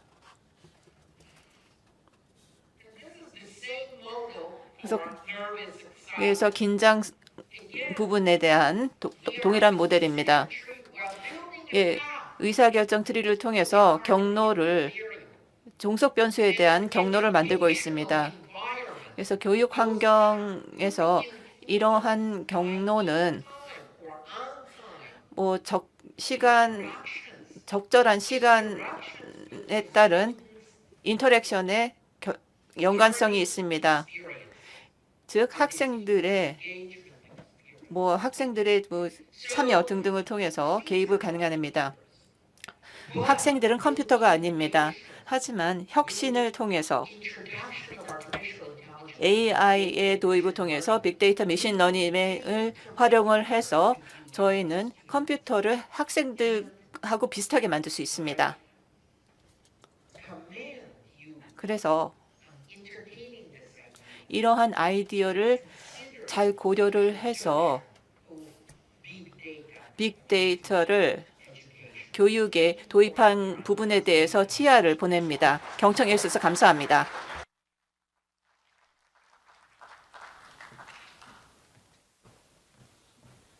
저 오늘 여러분들께 처음으로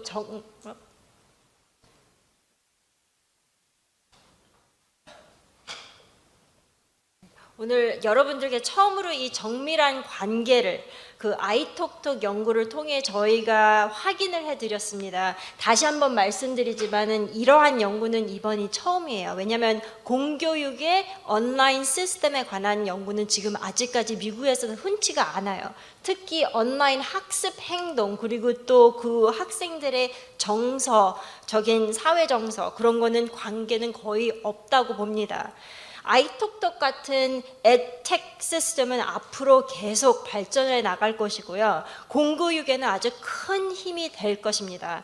지금 보시는 이러한 연구는 우리의 하나의 궁금점을 풀기 위해 하는 것이 아니라 우리가 꼭 해야 할 필수이고 또 우리가 지금 자라나고 있는 10대들이 있죠. 그 아이들을 위한 우리의 의무라고 저는 생각을 합니다.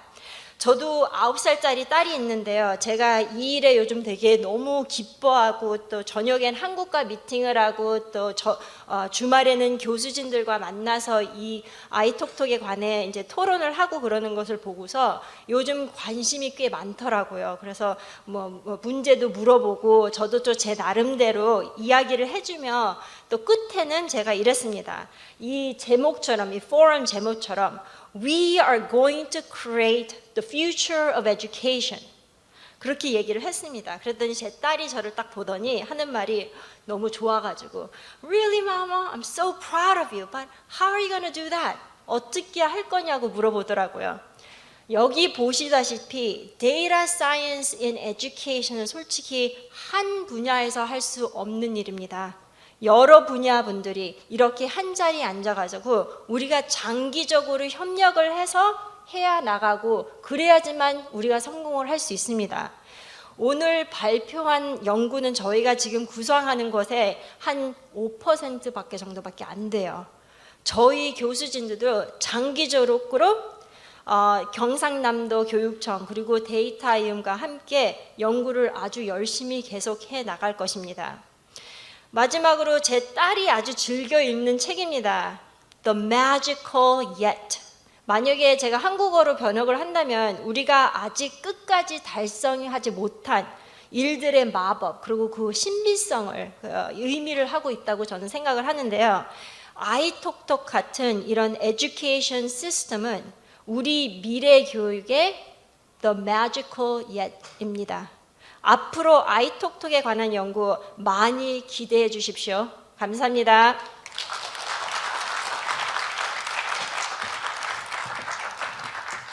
예, 오늘 기조 발제해 준 두 분의 교수님에게 다시 한번 박수를 부탁드립니다.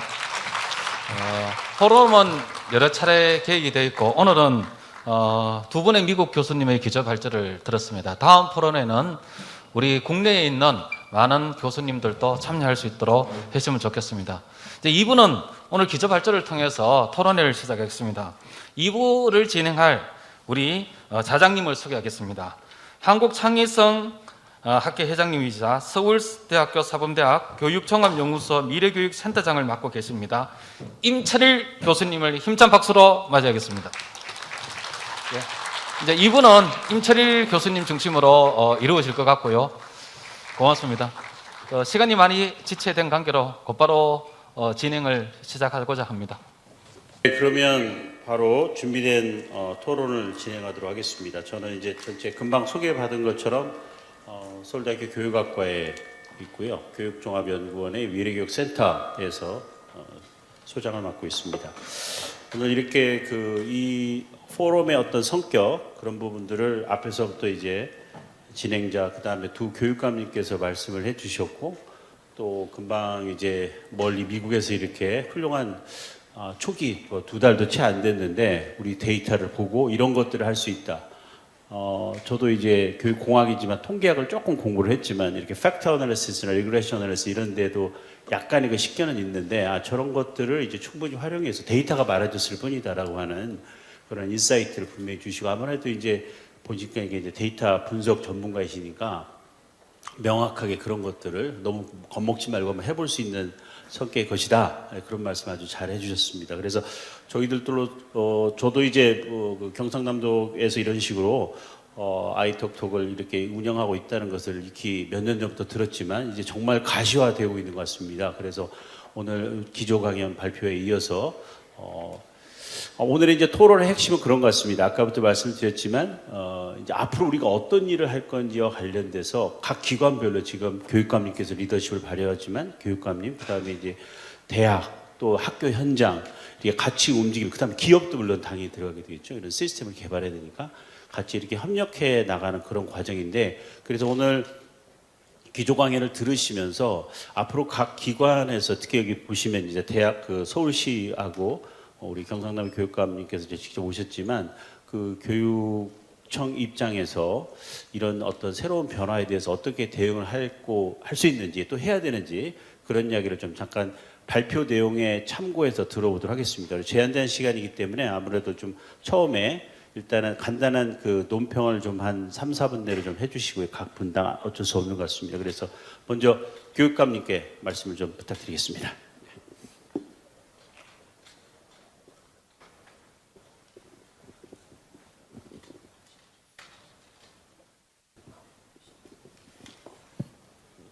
예, 경상남도 교육감입니다. 오늘 두 분 미국서 오신 교수님의 말씀을 제가 영어도 잘 안 되고 뭐 동시통역도 제가 반쯤밖에 못 알아듣는 수준이었긴 하지만 어쨌든 잘하고 있다는 칭찬으로 들려서 제가 하고 있는 일에 대한 자신감이 조금 떨어지는 시점이었습니다만 우리가 참 제대로 하고 있구나. 그리고 이대로 쭉 잘 가면 우리가 그 대한민국 교육을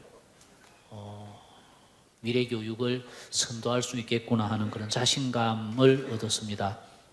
준비된 원고를 빠르게 읽겠습니다. 미래 교육을 논할 때 우리는 가장 먼저 미래 사회에 대한 변화상을 그립니다. 대표적인 변화는 지금까지 이어온 산업사회가 기술혁명을 맞아 새로운 시대로 나아가고 있다는 점입니다. 기술혁명으로 인한 대표적인 변화의 중심에는 데이터와 인공지능이 있습니다. 인터넷이 시대를 바꾸었듯이 빅데이터와 인공지능은 이미 우리 삶의 많은 부분을 바꾸고 있습니다. 인공지능이 던져준 대표적인 사례를 살펴보면 2011년 IBM 인공지능 왓슨의 퀴즈쇼 우승, 그리고 2016년 구글 알파고의 이세돌과의 바둑 대결, 이 두 가지가 있습니다. 왓슨과 구글의 딥마인드는 인공지능의 가능성을 제시한 선구자였다면 이후 왓슨은 의료 분야, 딥마인드는 기후변화 대응 분야에 각각의 비전을 가지고 연구를 거듭해 오고 있습니다. 물론 한계도 있지만 소기의 성과를 거두며 가능성과 한계에 대한 시사점을 제시하고 있습니다. 이런 사회적 비전과 변화의 교육 분야는 어떻게 대응해야 하겠습니까? 먼저 저는 인공지능으로 나아가는 첫걸음인 교육 데이터가 어디에 있는지, 어떻게 활용되고 있는지를 살펴보았습니다. 그 결과 하드웨어의 우수성에 비해서 소프트웨어가 부족하다는 점을 확인할 수 있었습니다. 스마트 단말기나 도구 사용에는 앞선 연구나 활동이 많이 있지만 교육 분야의 데이터에 대한 주권 확립과 본격적인 수집에는 그렇다 할 성과가 전무한 상황이었습니다. 그뿐만 아니라 외국과 민간의 플랫폼에 소중한 데이터를 제공하면서 그 데이터를 정작 우리는 활용하지 못한다는 안타까움입니다. 오늘 이 자리가 소중한 것은 우리가 교육 데이터의 주권을 확보하는 것을 뛰어넘어서 가치 있는 데이터 수집과 그 활용의 단계로 들어섰다. 그래서 그 성장에 대한 검증이 이루어지는 자리이기 때문입니다. 상업적 목적의 데이터 수집이 아닌 교육적 지원을 목적으로 한 특화된 데이터 수집 체계를 구축하고 실제 데이터를 모은다는 것은 그동안 많은 전문가가 제시하고 구상하던 그림을 실제로 우리가 구현하는 것입니다. 아이톡톡 이전에는 실제 교육 데이터에 기반한 연구와 개발이 불가능했습니다. 데이터 수집 도구가 없고 기술적인 한계로 인해서 가상의 데이터를 발생시켜 제한적인 알고리즘을 만들거나 단순한 공공 데이터를 가공한 수준의 기능을 구현하는 데 그쳤던 것입니다. 그럼 빅데이터 AI 플랫폼 아이톡톡은 어떤 과정으로 개발이 되었는가? 아이톡톡은 브라우저 기반의 플랫폼입니다. 2020년 시범 운영을 거쳤고 2021년 정식 배포되어서 교육 데이터를 차곡차곡 쌓아가고 있습니다. 기본 학습 지원뿐만 아니라 데이터 기반의 지능형 학습 지원을 위해서 개발 1차 년도인 지난해 2021년에는 교육 데이터 수집과 활용을 위한 체계를 구축하였습니다. 데이터 수집을 위한 구조와 인공지능 개발을 위한 핵심 데이터셋을 구축한 것입니다. 이에 특허 내종을 출원하기도 했습니다.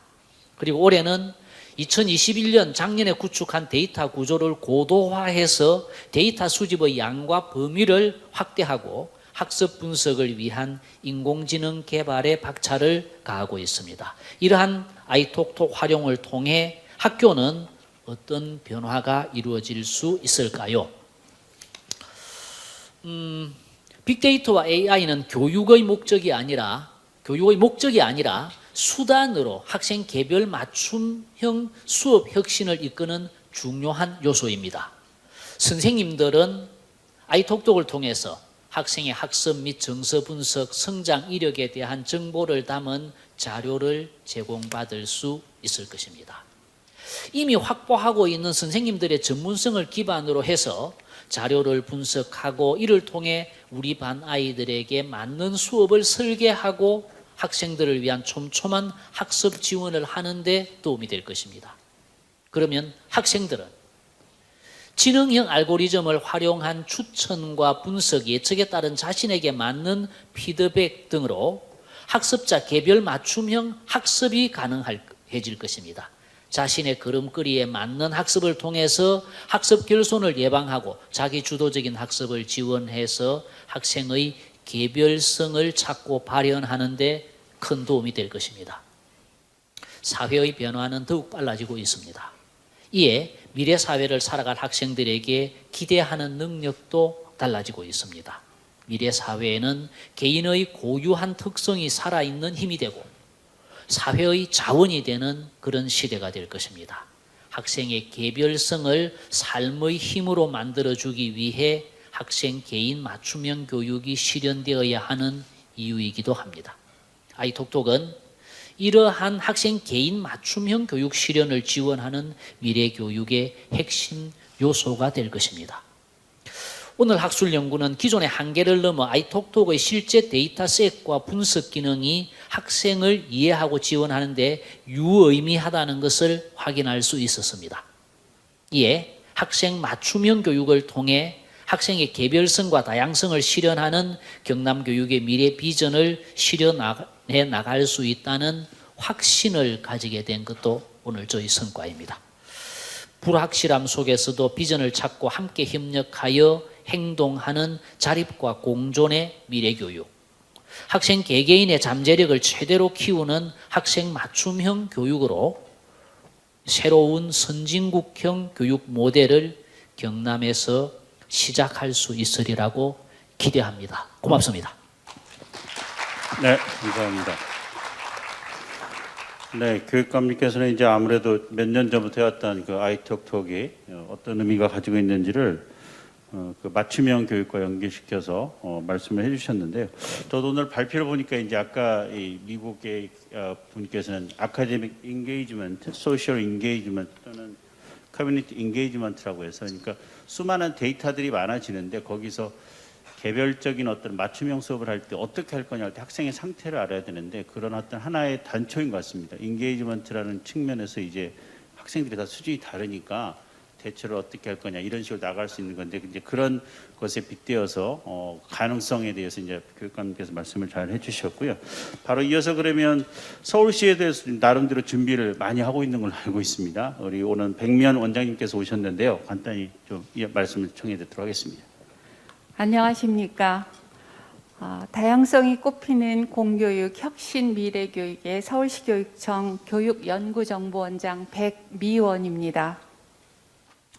먼저 오늘 미국에서 오신 두 분의 교수님의 발제를 들으면서 그동안의 미래교육은 우리가 입으로는 미래교육을 하였지만 어떠한 방법과 어떠한 것을 해야 되고 왜 해야 되는지 막연했던 것이 오늘 두 분의 강의를 통해서 증거 기반으로 확실해지고 우리한테 더 다가가고 우리가 할 수 있다라는 희망을 주셔서 상당히 의미 있는 시간이었습니다.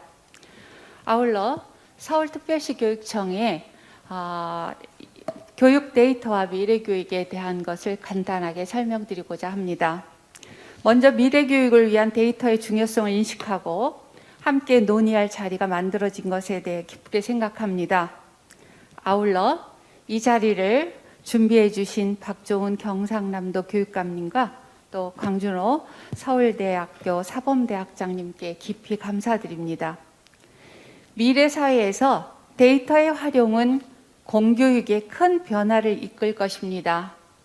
특히 다가올 미래교육에서의 학습 데이터를 통한 증거 기반의 교육 과정은 학생과 교사의 역할에 많은 변화를 줄 것입니다. 교사는 데이터를 통해 학생 개별 맞춤형 역량을 함양시킬 수 있도록 도움을 줄 것이고, 학생은 누적된 학습 데이터를 통해 학생 개인별 맞춤형 교육을 받을 수 있을 것입니다. 아울러 학부모는 데이터 기반의 자녀 교육 정보를 공유받아 자녀를 객관적으로 이해하여 교육을 시킬 수 있으리라고 기대합니다.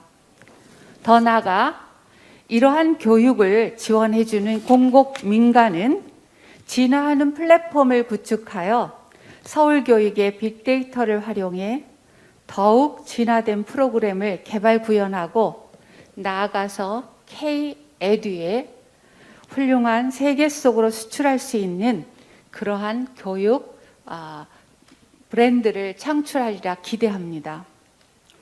이러한 시대 변화에 맞춰 우리 서울시 교육청은 원격 수업 지원 플랫폼인 뉴쌤을 인공지능 기반 맞춤형 교수학습 플랫폼으로 전환하고자 뉴쌤 3.0 고도화 계획과 가상의 현실을 연결하는 교육 공간, 협업과 창작 공간, 다양한 콘텐츠 공간 등의 학습자 경험을 확장하는 서울형 메타버스 플랫폼 구축 계획을 수립하였습니다. 이 중에서 가장 주목할 부분은 뉴쌤 3.0 및 서울형 메타버스 플랫폼 내의 정규 학습과 학교 내에서의 학생들의 학습 활동과 연계한 XAPI 데이터 표준 지표 체계 기반으로 학습자의 정형 또 비정형 경험 데이터를 수집하고 분석하는 방안입니다. 이를 위해 서울교육의 데이터 파이프라인을 위한 통합 로그인 체계를 구현할 것이고 LTI 기반 서비스 연동, 학습 체계에 대한 데이터 속성 정의를 통해 데이터 수집, 분석, 기반의 개별 학습자 맞춤형 처방과 교원의 교수학습을 지원할 것입니다. 또한 우리 교육청은 올해부터 모든 중학교의 신입생들이 자유롭게 스마트 기기를 학습에 활용할 수 있도록 스마트 기기 휴대학습 디버스 사업을 추진하고 있습니다. 이러한 물리적인 환경에서 발생하는 데이터를 수집, 분석하여 교수학습 지원에 활용할 수 있는 연구도 진행하고 있습니다. 교육 데이터는 미래 교육을 바꿀 것입니다. 다만 데이터를 활용하기 위해서는 데이터의 정의, 데이터의 분석의 목적이 명확해야 합니다. 아울러 학교뿐만 아니라 교육 공동체는 데이터를 함께 공유해야 한다는 마인드와 인식 제고가 그 어떠한 것보다도 앞서야 된다는 생각입니다. 또한 미래 교육을 위해 교육 데이터를 활용하기 위해서는 오늘 이 자리에 모인 민관학이 긴밀한 협조 체제를 구축하여 앞으로도 지속적으로 한국의 미래 교육을 발전시켜 나가기를 소망합니다. 감사합니다. 네, 감사합니다. 네, 아까도 서울시 교육감님께서 지금 서울시에서 어떤 일을 준비하고 있는지 잠깐 말씀해 주셨지만 우리 원장님께서 조금 더 구체적으로 이제 가능성 있는 부분을 아까 뉴쌤 이런 시스템에 대해서 저도 이제 막 소개받기 시작했는데 어쨌든 이런 공공교육 데이터들이 이제 점점 이렇게 나타나면서 정말 민관 학이 이렇게 하우할 수 있는 그런 기회가 앞으로 우리 앞에 놓여져 있는 것 같습니다. 매우 중요한 말씀 해주셨고요. 예, 이어서 그러면 강준호 학장님께서 또 전체적인 코멘트 한번 듣도록 하겠습니다. 네, 오늘 발표해 주신 두 분 교수님께 다시 한번 감사드립니다. 굉장히 인상적인 발표였고 여러 가지로 많은 통찰력을 얻었습니다. 저는 한 3가지 정도를 말씀드리고 싶은데요. 첫 번째는 우리가 이제 데이터 주도 시대에 데이터가 우리의 삶을 바꾸는 이 거대한 흐름으로부터는 이제 자유롭지 못하다는 걸 우리가 모두 잘 알고 있습니다. 교육도 이거는 가지 않을 수 없는 길이라고 생각하고요. 또 피할 수 없는 길이라고 생각합니다. 우리가 공공 분야에서 사람을 직접 대상으로 하는 분야가 두 가지가 있습니다. 하나가 의료고 하나가 교육이죠. 그리고 이 데이터가 가장 그 영역의 근본적인 변화를 일으킬 수 있는 영역도 의료고 교육입니다. 사람을 직접 대상으로 하죠. 사람마다 많은 차이가 있는데 기존에 우리 의료는 사람을 전부 획일적으로 표준화 시켜놓고 처방을 하는데 요즘은 개인의 여러 가지 유전자 정보라든가 개인의 미세한 차이까지 반영을 해서 의료 처방을 하니까 훨씬 더 효과가 뛰어나겠죠. 교육이야말로 얼마나 다양한 우리 재능과 관심사 이런 걸 가지고 있기 때문에 데이터를 기반으로 하는 이 어프로치가 교육에서도 근본적인 변화를 일으키는 것에 대해서는 아무도 재론의 여지가 없을 거라고 생각합니다. 근데 문제는 이 두 영역 중에서 의료는 데이터와 접목하는 것이 이미 일찍 출발을 했습니다. 그래서 맞춤형 의료 시대를 오래전부터 준비를 했고요. 많이 나가 있는데 교육은 상대적으로 적습니다. 오늘 이 자리는 그런 의미에서 만시지탄이라고 생각을 합니다. 그런데 왜 늦었느냐? 저는 2가지 이유가 있다고 생각이 되는데요.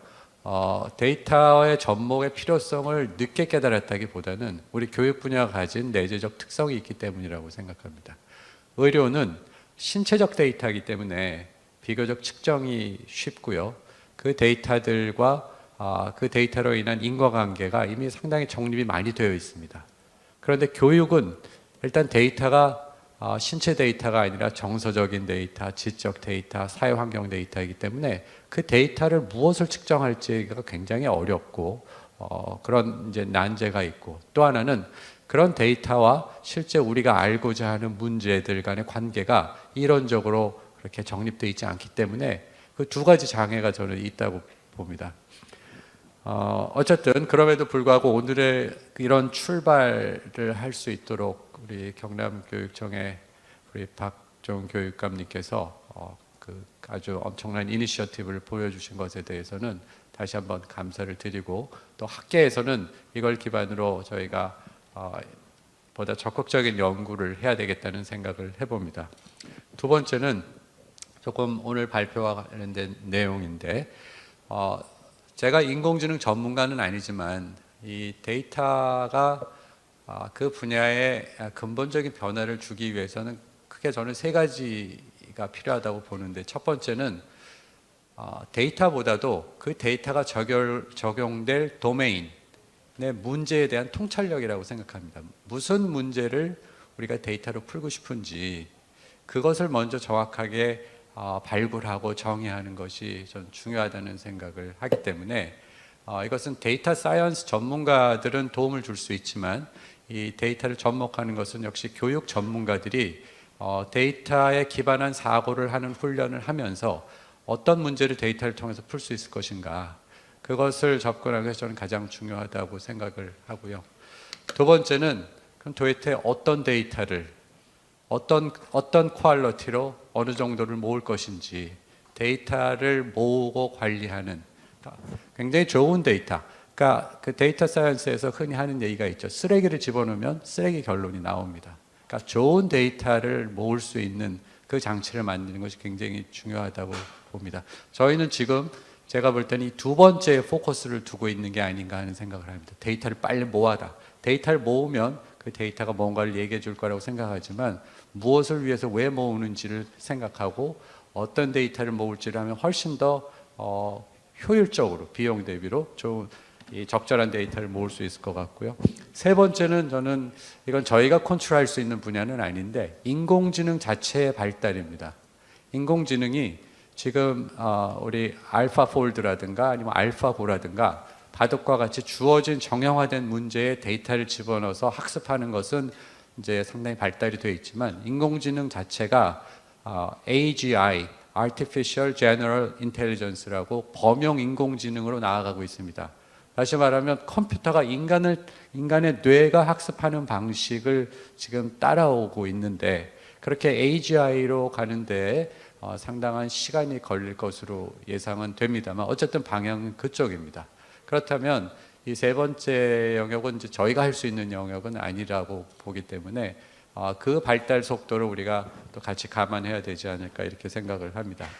세 번째는 저희 사범대 입장에서 지금 이와 같은 미래 교육을 위해서 준비하고 있는 것을 말씀을 드리면 조금 도움이 될 것 같아서 말씀을 드리면 아까 데이터 관련해서 우리 백 교수님께서 데이터 사이언스를 중심으로 세 가지 도메인으로 여러 가지 협업을 말씀하셨는데 저희는 조금 더 큰 틀에서 융복합적인 접근이 필요하다고 봅니다. 그러니까 데이터 사이언스도 한 축이고요.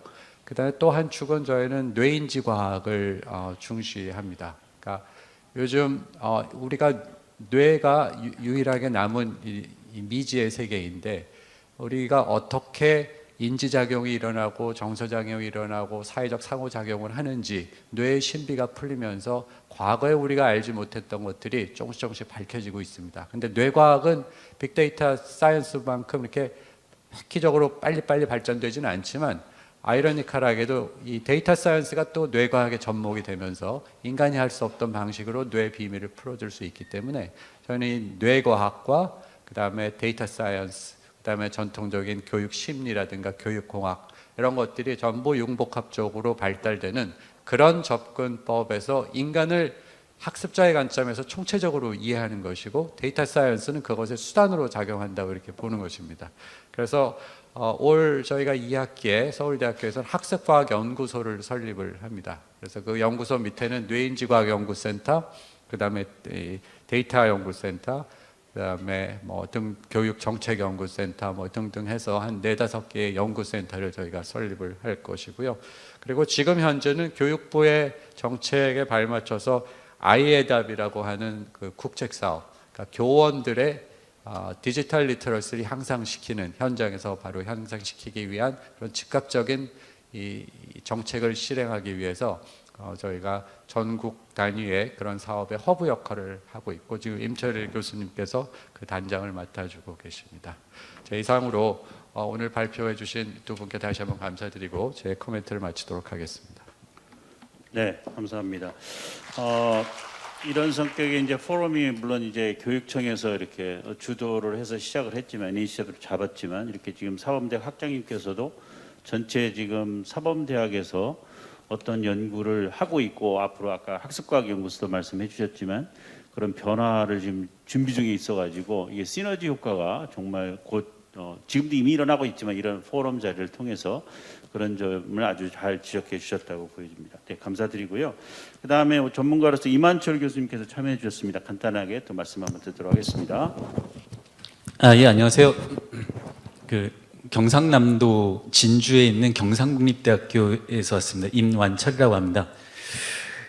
여기 계시는 분들이 전혀 상상도 못할 거 하나 말씀드리겠습니다. 여기 굉장히 춥습니다. 막 오들오들 아주 추워요. 그래서 여기 있는 그 온도 데이터를 열어서 여기 계시는 분들한테 보여드리고 싶은 지경입니다. 이게 농담처럼 말씀드렸지만 제가 학생들이랑 지금까지 다뤄봤던 데이터 분석 수업, 뭐 실습, 어떤 활동이건 간에 그 실제로 학생들한테 초중고등학교 학생들한테 그 너희들이 지내고 있는 교실이 얼마나 추운지 얼마나 더운지 확인 좀 해보자. 그래서 교실의 온도 데이터를 측정한 적이 있습니다. 여러 번 했었는데요. 그 온도 데이터를 측정했을 때 그 아이들이 되게 이렇게 약간 업됩니다. 그게 무슨 얘기냐면 자기가 생활하고 있는 교실이 얼마나 추운지를 확인하고 그 얼마나 추운지에 대한 증거물을 담임 선생님한테 줄 수 있거든요. 저한테 지금까지 학생들이랑 해왔던 그 데이터 기반으로 하는 어떤 활동 중에서 여러 가지 찾아낸 비밀 중에 그 데이터가 그 학생의 것일 경우에 그 학생을 아주 많이 변화시키는 것 같습니다. 저는 아이톡톡에서 쭉 말씀해 주시고 서울교육청에서도 쭉 말씀해 주시고 하시는 그 데이터, 그리고 앞에 교수님들이 발표해 주셨던 그 데이터를 이 포럼에서는 교수님들이 해석해서 분석해서 설명을 해 주셨잖아요. 앞으로 그 데이터를 학생들이 직접 분석하게 하고 싶습니다. 그러니까 제가 지금 얼마나 추운지를 제가 분석해서 보여드리고 싶고, 그 교실에 생활하고 있는 학생들이 자기가 생활하는 교실, 학습 환경이니까요. 거기도 학습 환경에서 발생하는 데이터가 자기 데이터라고, 그러니까 받아들일 수 있는 그 조건을 만들어주고 싶은 겁니다. 아이톡톡에서 발생하는 수많은 데이터가 있고 그 데이터 중에서는 옆에 아이가 뭘 틀렸고 뭘 맞췄는지를 그 친구가 알게 하는 것도 저한테는 굉장히 큰 의미라고 생각하거든요. 서로 아는 거죠. 그렇게 그 데이터가 나의 데이터라는 상황을 만들어주고 싶은 것이 이 아이톡톡 플랫폼, 그리고 이 포럼, 앞으로 계속 진행될 이 그 포럼에서 쥐고 가야 되는 방향 중에 하나가 아닌가라는 생각이 듭니다. 그러면서 그 저희 대학 그 경상국립대학교에서 LMS를 운영하고 있고, 그 LMS도 역시 경상국립대학교 학생들이 그 학생들이 생활하는 곳이니까요. 그 학생들이 생활하는 그곳에서 데이터를 정리해서 연구자들의 분석용 데이터로 쓰는 수준을 넘어서 사실 저는 그게 그렇게 크게 관심은 없습니다. 연구자들이 알아서 잘 해주실 거라고 믿고요. 근데 그 데이터를 잘 정리정돈해서 학생들이, 대학생들이죠. 학생들이 직접 분석할 수 있는 그런 상황이 왔으면 하는 바람으로 진행을 하고 있습니다. 그래서 빠르면 내년쯤에는 학생들이 자기가 생활하는 디지털 학습 환경에서 발생한 자기 데이터와 자기 동료들 데이터를 분석할 수 있는 그런 시기가 뭐 내년에는 준비가 되지 않을까 싶고요. 아이톡톡에서도 그런 시도를 이렇게 놓지 않으셨으면 하는 게 저의 의견입니다. 예, 감사합니다. 네, 감사합니다. 네, 그 아이톡톡이 이제 기본적으로 학생들이 지금 어떻게 학교와 학교 관련해서 데이터를 만들어내게 되는데, 그런 데이터를 우리가 어떻게 이제 교육적으로 활용할 거냐가 주된 관심이었다면 우리 이완철 교수님은 이제 학생들이 데이터를 다룰 줄 아는 것까지도 그 시스템에 이렇게 녹여 들을 수 있지, 아주 저도 중요한 아이디어라는 생각이 듭니다. 대학에서도 지금 그런 시도를 하고 있고요. 그런 점들 아주 추가적으로 말씀해 주셔서 이 시스템이 어떻게 확장될 수 있는지를 방향성을 좀 주셨습니다. 원래는 이제 이렇게 한번 말씀드리고 또 이제 더 추가적으로 좀 말씀을 더 드리려고 했는데 시간이 좀 제한되어 있어서 바로 오늘 그 발표를 해주신 우리 백재희 교수님하고 이걸 교수님도 간단히 좀 코멘트할 수 있도록 그 논평을 들었으니까요. 그래서 혹시 백 교수님 간단히 뭐 말씀하실 수 있을까요? 우리 말씀 듣고. 네. 마이크 켜서. 예. 저 아주 좋은 말씀 많이 드렸고 받아들였고, 참 저희도 교수진들, 여기에 계신 교수진들 그렇지만 저희 미국에 또 여러 분야의 교수진들이 또 있습니다. 또 뉴로사이언티스트도 계시고, the emotion expert, emotion 엑스퍼트도 계시고, 또 school psychologist 그런 교수님들 계시고요. 이번에 이런 얘기를 다 듣고서 다시 가서 미국에서 함께 또 여러 얘기를 나누고 또 다시 여러분들께 여러 좋은 마음 다시 보내주시고 싶습니다. 여기 아까 얘기해 주셨듯이 이제 미국에서는 Community Participatory Action Research라고 하거든요. 학생애들 그리고 또 교사 선생님 또 학부모님들까지 다 참여를 해가지고 그분들도 스테이크홀더이시기 때문에 굉장히 필요하신 분이시기 때문에 연구자들뿐만이 아니고 교수진들뿐만이 아닌 그런 사람들을 다 함께 하는 그런 커뮤니티 파티시퍼토리 리서치를 우리가 함께 했으면 저는 그게 아주 중요하다고 생각을 합니다. 다음에 와서 또 여러분들께 그런 것을 선사를 해보고 싶습니다. 감사합니다. 네, 협업할 수 있는 그런 기회를 계속 갖자는 말씀이시고요. You have a comment? Well, thank you very much for 네. having us here, having me here. 저희를 This is 초대해 a 주신 great 데 대해서 감사의 말씀을 드립니다. 특히 이 서울 대학교에서 이렇게 많은 청중을 모시고 데이터와 관련해서 빅데이터와 관련해서 그리고 데이터와 관련한 새로운 추세를 얘기할 수 있게 되어서 특히나 교육 부문에 관련한 그러한 새로운 추세를 말씀드리는 것에 대해서 매우 기쁘게 생각합니다. 중요한 것은 지금 우리가 조치를 바로 실행해야 한다라는 거죠. 지금 당장 행동에 옮겨야 됩니다. 네, 그리스 조크로 신이 우리에게 신이 우리를 데이터의 중요성을 다시 한번 교육에서도 하지만 이렇게 우리는 다른 데이터를 모든 창출해야 분야가 그러듯이 지금 된다라고 이런 얘기했습니다. 어쩌면 조금 이렇게 뭐 시류 같은 거 아니냐 이런 생각을 여전히 갖는 분들이 있는데 이분 말씀은 그렇지 않다지. 이때 이걸 놓치면은 교육이 점점 밀린다. 그런 절박한 그런 마음을 좀 말씀해 주셨습니다. 네, 그래서 혹시 진행자님 끝내야죠. 30분이라서 끝내야죠. 네, 네. 그 촬영까지 하라고요? 알겠습니다. 네, 그럼 저는 이제 좌장이었으니까 좌장의 권한을 한 말씀만 좀 드리도록 하겠습니다. 저희들이 이제 이런 아이토톡이라는 것을 통해서 또 주변에 뭐 여러 가지 다양한 인공지능 시스템에 대한 어떤 그 노력들이 쭉 있어 오는데 여기 오늘 또 보면 이제 데이터에 대한 어떤 수집과 분석 아까 여기 분께서 이제 팩터 어널리시스를 통해서 분석을 쫙 했단 말이죠. 이제 교육 외 분야에 계신 분들이 아주 엄청나게 분석을 많이 했는데 우리 교육자들이 지금 관심을 가져야 될 것 중에 하나는 아이토톡 시스템이 이미 들어가 있겠지만 분석을 엄청나게 했어요. 언편에 한 다음에 그 다음에 이제 뭐 영어로 소화하신데 그러면 뭔가 이렇게 그 학생의 뭔가 개입이 들어가야 되잖아요. 그 개입을 누가 할 거냐? 기계가 할 거냐? 아니면 사람이 할 거냐? 교사죠. 또는 어떤 시스템이 할 거냐? 그래서 그 개입을 어떻게 할 거냐도 거의 동시에 이렇게 이루어져야 되고 또 그런 점에서 보면은 데이터를 분석을 하면서 그런 데이터들 어떤 데이터들이 들어가면 좋은지 거꾸로 많은 데이터를 쏟아져 나왔지만 추가적으로 이런 데이터들이 우리가 확보하면 너무 좋겠다. 데이터의 연결성이라든지 이런 것들이 있기 때문에 그래서 한두 가지 과제가 아닌 것 같아요. 어떤 데이터가 추가되고 또 데이터 분석한 다음에 그다음에 우리가 어떤 방식으로 인터벤션을 할 건지에 관련된 기계가 할 거냐 사람이 할 거냐 이런 부분을 같이 이렇게 우리가 이끌어야 되기 때문에 아까도 아이의 답 이야기했지만 교사들은 지금 뭐 할 거냐 이런 AI 시스템을 가지고 교사가 AI를 일종의 파트너로서 해야 되거든요. 그런데 그런 AI를 정말 파트너로 할 수 있는 그런 역량을 우리가 갖추고 있느냐 이런 문제들이 계속 꼬리를 물고 일어난 것 같습니다. 그래서 오늘 같은 이런 포럼이 첫 번째 스타팅으로 아주 좋고요. 뭐 1년에 지금 4차례 한다고 하니까 여기 많은 분들도 다양한 종류의 과제들을 가지고 발표해서 같이 이런 논의를 발전시켰으면 좋겠습니다. 네, 그럼 이상으로 간단하게만 토론을 마치고 기념 촬영을 해야 된다고요? 네, 네 교수님 감사합니다. 네, 마치도록 하겠습니다. 이상 토론을 마치겠습니다.